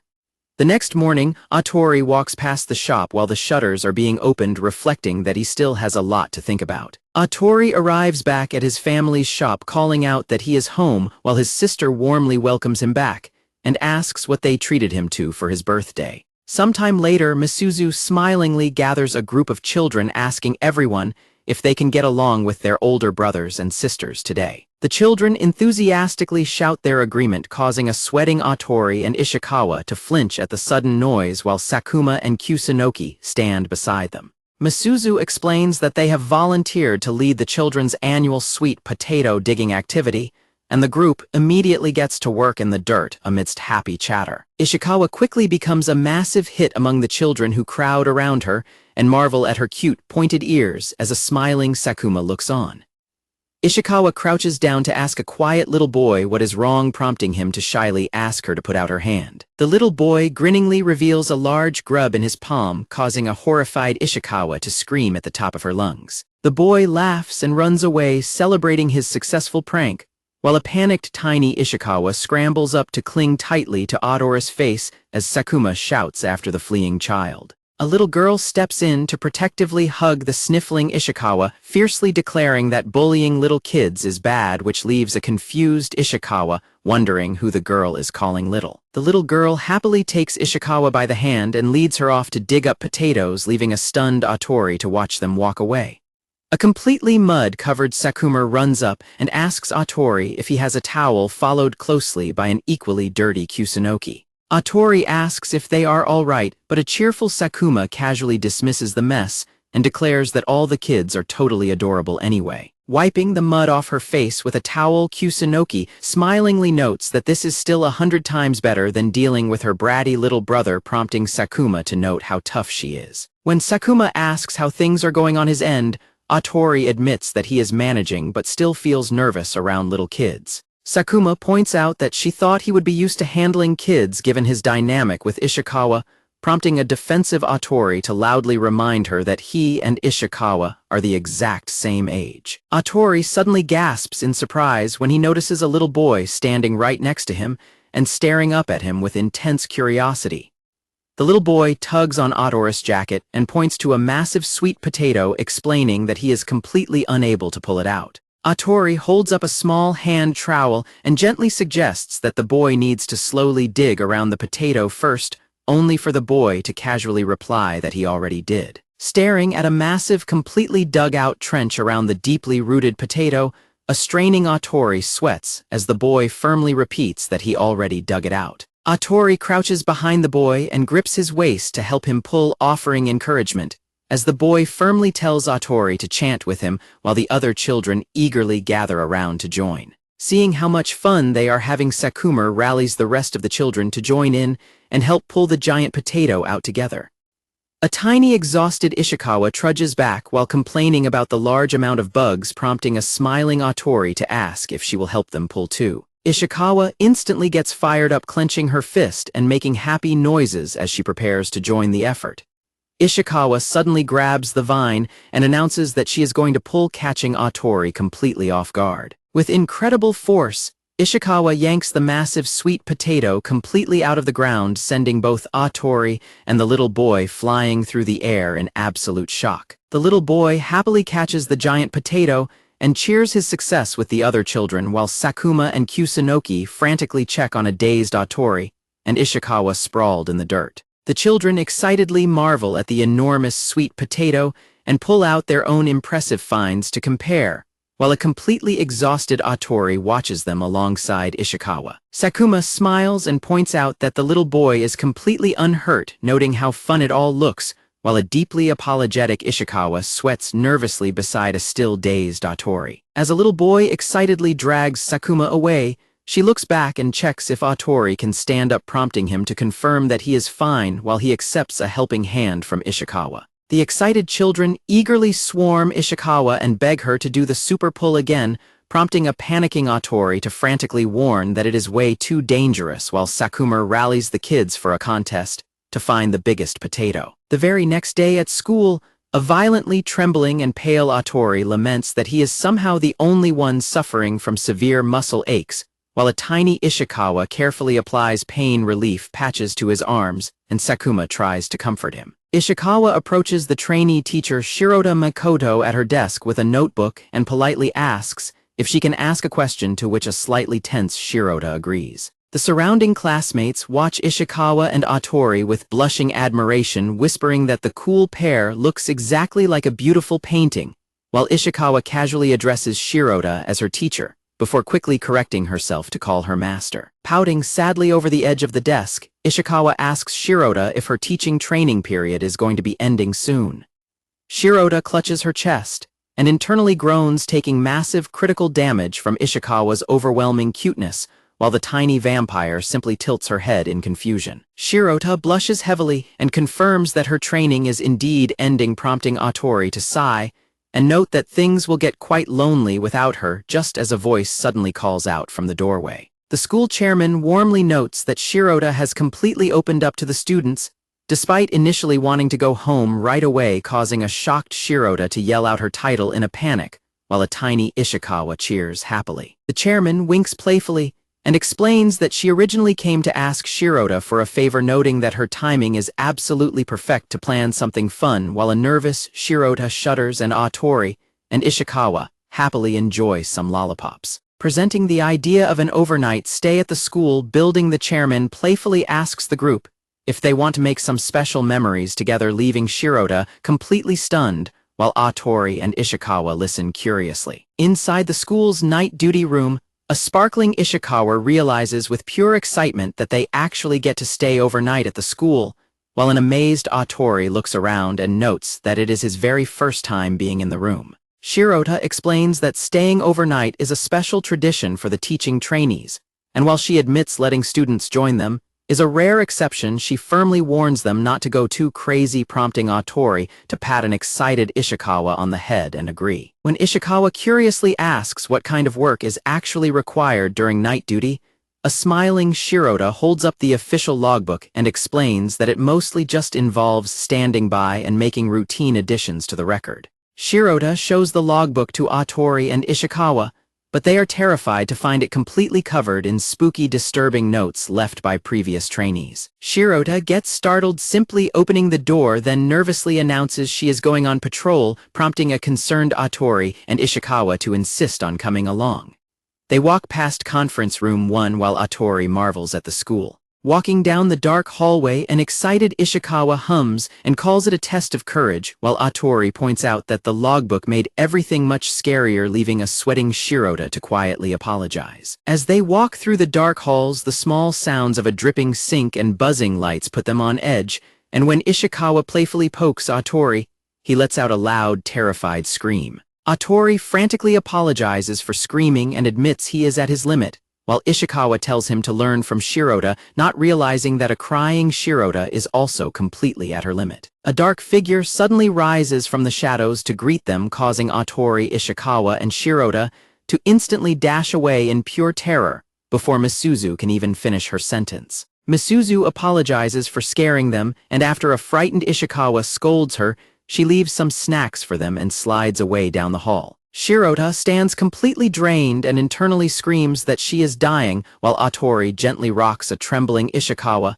and agrees that the encounter was incredibly scary. Despite still shaking, Ishikawa praises Shirota for remaining cool as a cucumber, leaving a traumatized Shirota to question if that is really how they perceive her. Ishikawa explains that she naturally shrinks into a tiny chibi form whenever she is surprised, which leads Atori to point out that this is likely just a personal quirk of hers, while Shirota silently watches them. Shirota adjusts her glasses and confesses that she does not actually feel cool at all, admitting that she simply has a habit of putting on airs to appear composed. Shirota admits that she has been easily frightened ever since she was a student and is still terrified of ghosts, but she confesses that she secretly struggles to hold back a happy grin whenever Ishikawa calls her master. Shirota gets emotional as she adjusts her glasses, admitting that she is already feeling incredibly sad that her teaching internship is almost coming to an end. An overjoyed Ishikawa leaps into Shirota's arms while calling out to her master, which prompts Atori to pull out his phone and call out to get Ishikawa's attention.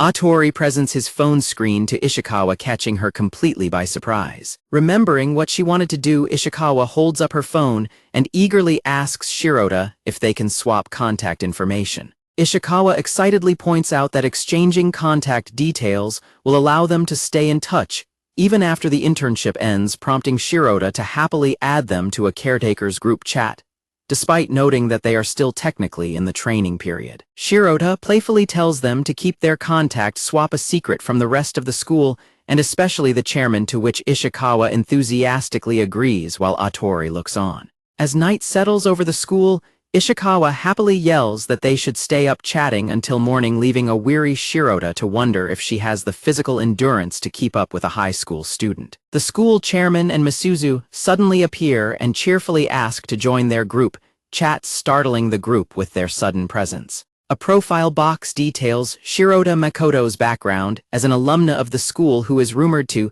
have become paranoid because of the chairman, while Shirota explains to Ishikawa that she chose to teach classical literature to learn about the roots of monsters so she would not be afraid anymore. Ishikawa proudly points out a book written by her father, Yuzaburo, while a profile box introduces him as a long-lived vampire and archaeology professor, who sometimes struggles to maintain his proper human form during his lectures. Sometime later, the homeroom teacher stands in front of the chalkboard to announce the upcoming school trip to Kyoto, telling the students to start deciding on their group arrangements. Kusunoki excitedly says she cannot wait for the trip, as she sits at her desk with Sakuma Atori and a highly enthusiastic Ishikawa to discuss their plans. The teacher reminds the class to turn in their group itineraries at the start of next week, prompting the students to agree while Atori reviews the handout with Ishikawa looking over his shoulder. The handout details a flexible example itinerary that only requires visiting one educational site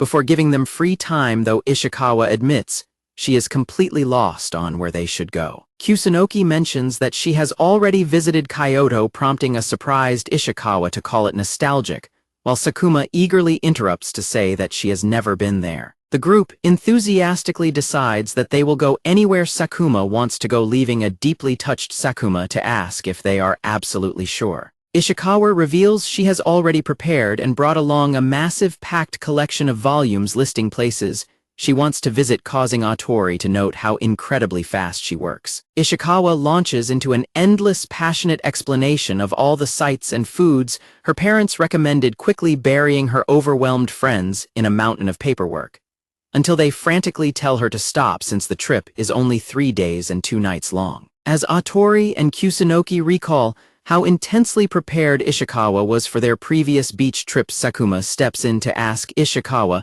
if they can all gather at her house over the weekend. Sakuma explains that gathering over the weekend will allow them to slowly pick their destinations while checking their luggage, earning praise from Kusunoki for her excellent planning as Ishikawa wiggles happily. The weekend arrives and the group meets up at the house to begin their planning session. At the table, Atori and Kusunoki fill out the official itinerary form, noting how easy the planning is thanks to Ishikawa's detailed lists, though they realize they still have to tackle the massive task of sorting through all their luggage. Kusunoki immediately vetoes bringing a tent on their school trip, causing a shocked Sakuma and Ishikawa to shout in protest from inside their sleeping bags. Atori warns that the teachers will definitely be angry with them, while a crawling Ishikawa insists she only wanted to arrive early so they would have more time to play. Sakuma wonders if the school chairman might actually allow the tent, since it seems like so much fun, but Kusunoki questions where they would even set it up.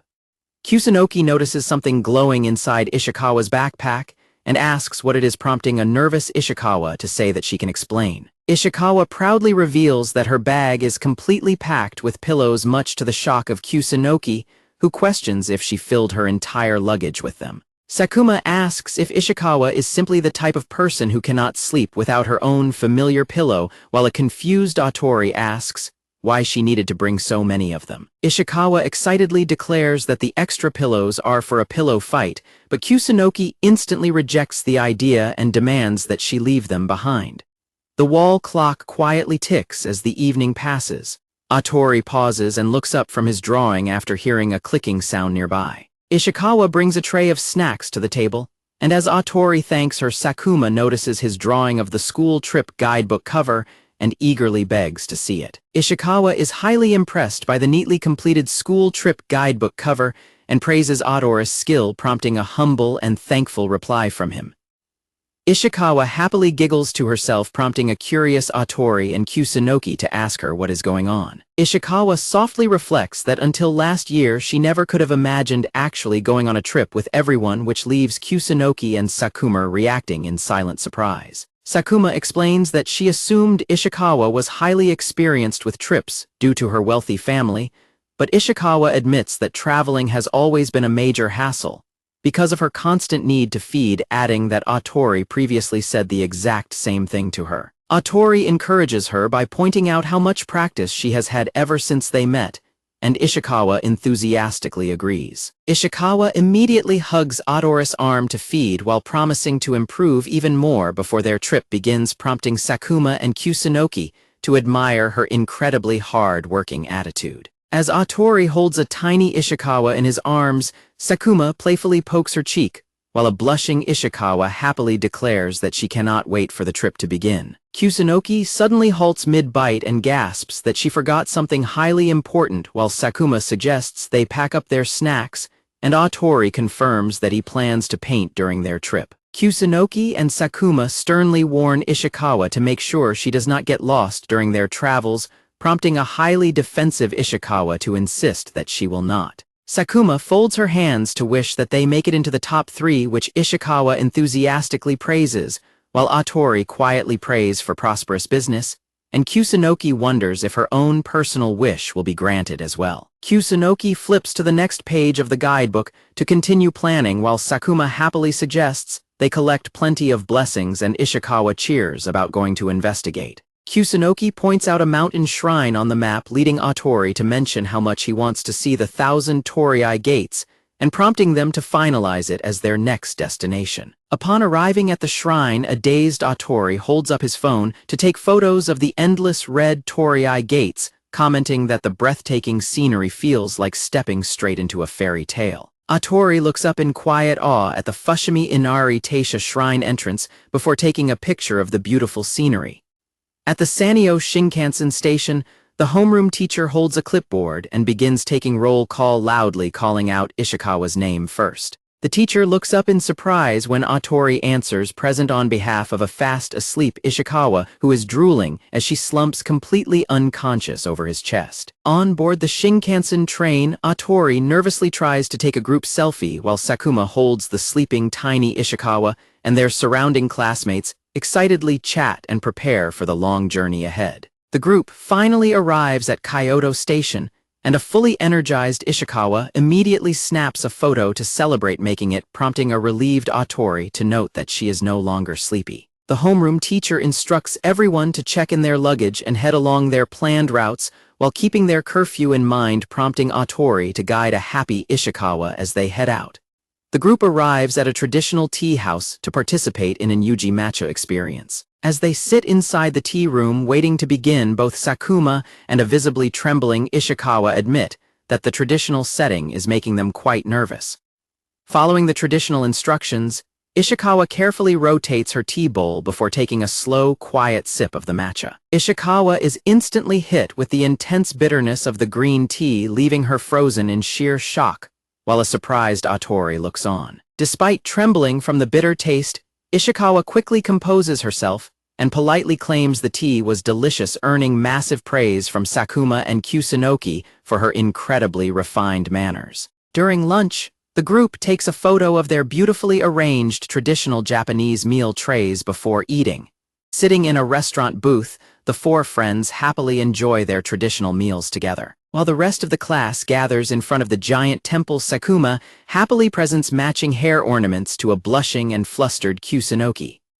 The group visits a kimono rental shop, where Ishikawa tries on a floral kimono, leaving Atori completely flustered as he watches her. The 4 friends pose together in their traditional kimonos in front of a Kyoto commemorative backdrop, while a classmate captures the moment on her phone. After departing Inari Station, the group explores the historical temple grounds while Atori diligently takes notes and makes sketches in his travel booklet. The group finally arrives at the entrance of Fushimi Inari, greeted by the massive red Torii gate and its towering stone pillar. Ishikawa looks up in awe at the decorated shrine gate, as the serene, echoing sounds of the sacred grounds put her in high spirits. Ishikawa confidently declares that she can feel a mysterious, incredible power radiating from the shrine, prompting her friends to cheerfully ask if she is actually being serious. Sakuma eagerly prays for their group to make it into the top 3, which Ishikawa enthusiastically agrees is a great wish, while Atori quietly wishes for his family's business to prosper. Kusunoki checks the guidebook to find their next destination, while Sakuma suggests they gather a bunch of blessings, and Ishikawa excitedly runs off to start investigating. Kusunoki points out a mountain shrine they can visit, prompting Atori to eagerly suggest they head toward the 1,000 Torii gates next. They finally walk through the stunning path of red Torii gates, and Atori takes pictures of the beautiful dreamlike view while commenting that it feels exactly like a fairy tale. Atori looks up in awe at the Fushimi Inari Taisha shrine entrance, and prepares to take a picture of the beautiful scenery. Although Atori is tired, he comments that the visit was awesome, prompting Sakuma to excitedly remind them that they still have a mountain trek ahead, while Kusunoki nervously suggests they skip it entirely. As the group looks around the busy shrine courtyard, they suddenly realize that Ishikawa is nowhere to be found, leaving them in sudden confusion. Atori explains that Ishikawa had gone off to take a picture, leading Sakuma to suggest they wait a bit for her while grabbing some hiyashi aim. 10 minutes later, Ishikawa stares in horror at her dead phone screen, which has completely run out of battery because she used it too much. Ishikawa finds herself completely lost in a dark, spooky alleyway surrounded by shadowy figures, trembling in absolute terror as she wonders where everyone has gone. Back in the crowded courtyard, Atori calls out Ishikawa's name while the group begins to worry because she is taking unusually long to return. Atori tries to call Ishikawa but only gets her voicemail, which leads Sakuma to suggest that her phone must have run out of battery, while Kusunoki points out that the call will not even go through. Atori agrees that Ishikawa was using her phone far more than usual today, leaving Sakuma to stutter and worry, despite trying to find another explanation. Sakuma reasons that since Ishikawa was with them right until they entered the Torii gates, she must still be somewhere nearby, prompting Kusunoki to decide that they should search the immediate area. Kusunoki declares that she and Sakuma will search further out, while asking Atori to look around their current area, which Atori nervously agrees to do. Atori quickly panics as he looks around, wondering where he should even begin his search in such a busy place. Deciding to just search at random for now, Atori runs off into a path lined with red Torii gates. Strange sliding sounds suddenly begin to rustle from somewhere nearby in the shadows. Desperately calling out the names of her friends, a panicked Ishikawa slides her feet along the pavement as she continues to wander around.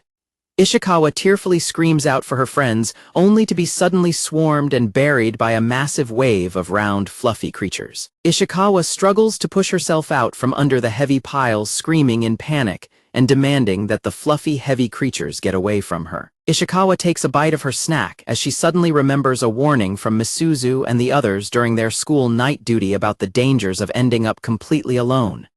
In her flashback, they explain that because she is incredibly cute, she must be careful in areas with high spiritual power. Shirota had warned her that some nosy spirits or people might confuse her for a lost child and simply carry her away, which a chewing Ishikawa had casually dismissed. Realizing her current situation fits the warning perfectly, a terrified Ishikawa panics and screams, convinced that she is completely doomed. A nearby person wearing traditional sandals grabs her, and as Ishikawa desperately tries to explain that she is not a lost child, they ignore her protests and begin pulling her along. Ishikawa screams in absolute terror and holds up one of the fluffy creatures as a shield to ward them off as an evil spirit, leaving the bewildered shrine worker completely at a loss for words. Instead of attacking, the worker kindly points down the path and gives her exact directions to head straight to the end of the road and turn left, which catches a surprised Ishikawa completely off guard. Realizing they are simply showing her the way back, a highly relieved Ishikawa bows deeply and expresses her immense gratitude. Before leaving, Ishikawa decides to draw a map in her notebook based on their directions, frantically clicking her pen and drawing while the bewildered workers look on. Ishikawa proudly finishes her highly messy and completely mixed up map, leaving the sweating shrine workers to quietly conclude that she is a bit of a klutz. Ishikawa happily declares that she is completely set and waves goodbye as she walks away, while the sweat-dropping shrine workers quietly watch her go. Before she can take a step, the priest quickly grabs her, prompting a shocked and struggling Ishikawa to cry out and ask why she is being captured. The priest admits that he cannot help but worry about her, leading the shrine maiden to suggest they just escort her directly, while a crying Ishikawa panics and shouts that she cannot let strangers carry her off. Completely helpless, Ishikawa desperately screams out Atori's name while being carried off through the path. Standing in the middle of his search, a confused Atori suddenly stops and mutters her name after hearing her voice echoing from nearby. While Sakuma and Kusunoki wait nearby, Atori looks up in complete bewilderment as Ishikawa suddenly flies through the air right toward him.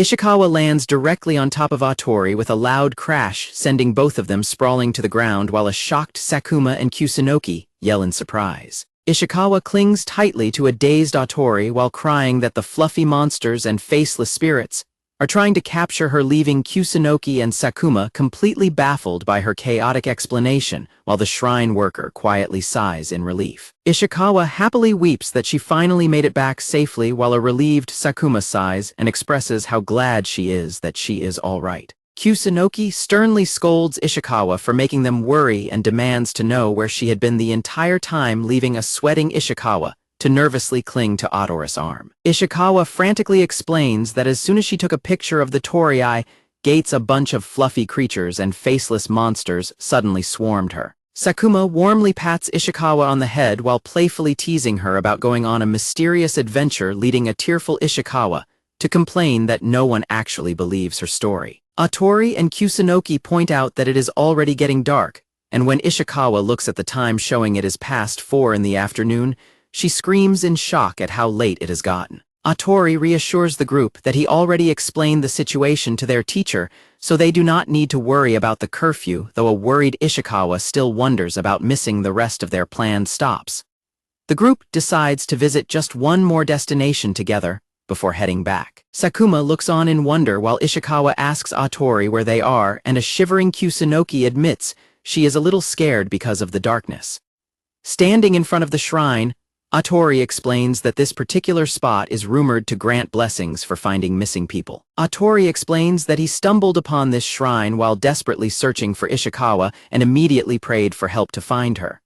Atori blushes slightly and explains that he wanted to return to the shrine to officially give his thanks for her safe return. Sakuma loudly cheers that the shrine actually granted his wish right away, leaving a touched Ishikawa to cling closely to Atori, while Kusunoki smiles in relief. Sakuma warmly notes that God must have heard his wish, while Kusunoki agrees that they really cannot rule out relying on divine help when they are in trouble. They chuckle together while looking down at their muddy, dusty shoes, lightheartedly hoping that is indeed the case. Ishikawa lets out a contented smile as she blushes and happily rests her head on Atori's shoulder. Sakuma suggests they quickly head back before it gets any darker, which Atori agrees to do, while Kusunoki starts rummaging through her bag to tell Ishikawa something important while she has the chance. Kusunoki pulls a baby harness carrier out of her bag and tells Ishikawa to wear it tomorrow, prompting a completely mortified Ishikawa to yell in protest and ask why she even has something like that. A phone gallery display shows various commemorative photos captured during their school trip. A quick recap of their first day on the school trip notes that Ishikawa ended up getting lost, though she stubbornly insists that the mishap was absolutely not her fault. On the second day of the trip, Ishikawa is able to safely enjoy herself to the fullest by happily munching on snacks while securely buckled into the baby harness carrier strapped to Atori's chest.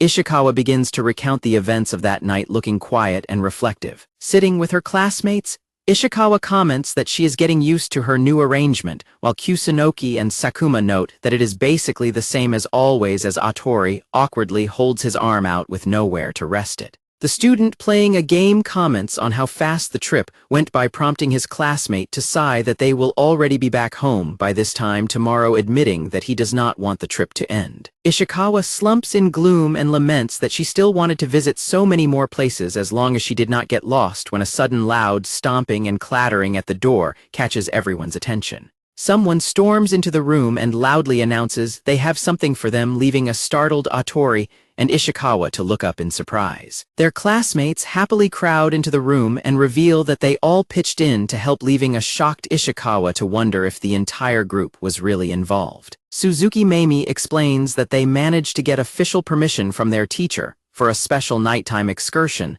so they can all go together, leaving a bewildered Ishikawa to ask what they have planned. The excited classmates cheer and rally the group, eagerly declaring that they should all head out immediately. Cheers of joy echo under the quiet, starry night sky as the entire group heads out into the city. Upon reaching their destination, everyone looks up in complete awe at the illuminated 5-story pagoda, quietly marveling at how beautiful the structure looks against the night sky. Chiba Daichai shivers violently and complains about the freezing temperature, while Sakuma notices that it has suddenly started to drizzle. Atori casually opens an umbrella to shield himself, and a snuggled Ishikawa, noting he is glad he brought it, which prompts their classmates to playfully compare his smooth actions to a cool leading man. Ishikawa cheerfully points out that the scenery lit up in the rain looks quite pretty too, while a shivering Chiba Daichai emotionally praises Atori for being so thoughtful. Henmi Yukari suggests they quickly complete their stroll before the rain worsens, but she is suddenly interrupted when Deguchi Satoru lets out a loud sneeze nearby. Kusunoki instantly calls for an immediate retreat and begins dragging Atori backward by his collar, leaving a shocked Sakuma to yell in surprise. Ishikawa flails in protest and complains that they only just arrived, while a confused Sakuma questions Kusunoki's sudden decision to leave. Kusunoki flustredly yells that Ishikawa will catch a cold if they stay out, prompting Deguchi Satoru to tease her for behaving exactly like a protective mother. Yukari pleads with them to take at least one photo before they depart, which Sakuma enthusiastically supports, while Yui eagerly prepares her SLR camera to capture a shot of Ishikawa. The excitement quickly deflates when Yui and Deguchi rummage through their bags, only to realize that they completely forgot to pack the camera. Kusunoki calmly suggests they just use a smartphone to take a group photo, while Sakuma tightly cuddles a warm Ishikawa for the selfie as their distraught classmates weep in the background over leaving the camera at the hotel front desk. A sudden roll of thunder echoes across the sky as the rain begins to fall more heavily over the hot spring structure. Ishikawa stretches out her arms and lets out a long sigh of pure relief as she relaxes in the warm, hot spring water alongside Sakuma and Kusunoki. Kusunoki expresses her relief that they made it in time for the bath, while Sakuma notes how pretty the scenery was, though she wishes it had not gotten so cold outside. Sakuma asks Ishikawa if she is catching a cold, to which Ishikawa quickly replies she is fine, while the girls chuckle about how fussy Atori is for immediately throwing a towel over the dividing wall to her. Sakuma turns to Ishikawa and warmly asks how she enjoyed her very first school trip. Ishikawa blushes and lets out a gentle, quiet smile as she prepares to answer. Meanwhile, in the boys' bath, Satoru almost slips on the wet floor as he starts to recount the chaotic events of their first day. Ishikawa honestly admits that she ended up getting lost, did not get nearly enough sleep, and missed out on visiting more than half of the places she had originally wanted to see. She gently splashes the water with her hand, noting that, although a lot of things went completely wrong on the trip, Ishikawa smiles brightly and happily declares that she had an incredible amount of fun anyway, so she does not think it matters at all whether she did everything perfectly or not. Ishikawa loudly declares that she wants to go on this trip all over again, prompting Sakuma to splash water in happy agreement, while Kusunoki comments that Ishikawa certainly looks like she enjoyed herself. A sudden loud slipping and splashing sound echoes from the boys' side of the bath, prompting a panicked Sakuma to scream that Atori fell, while Kusunoki calls out to ask if he is all right. The girls relax and laugh warmly together as they continue to soak in the hot spring. Atori asks their plans for a massive pillow fight showdown in the open area, but their teacher suddenly stands in the doorway and sternly commands everyone to go to bed.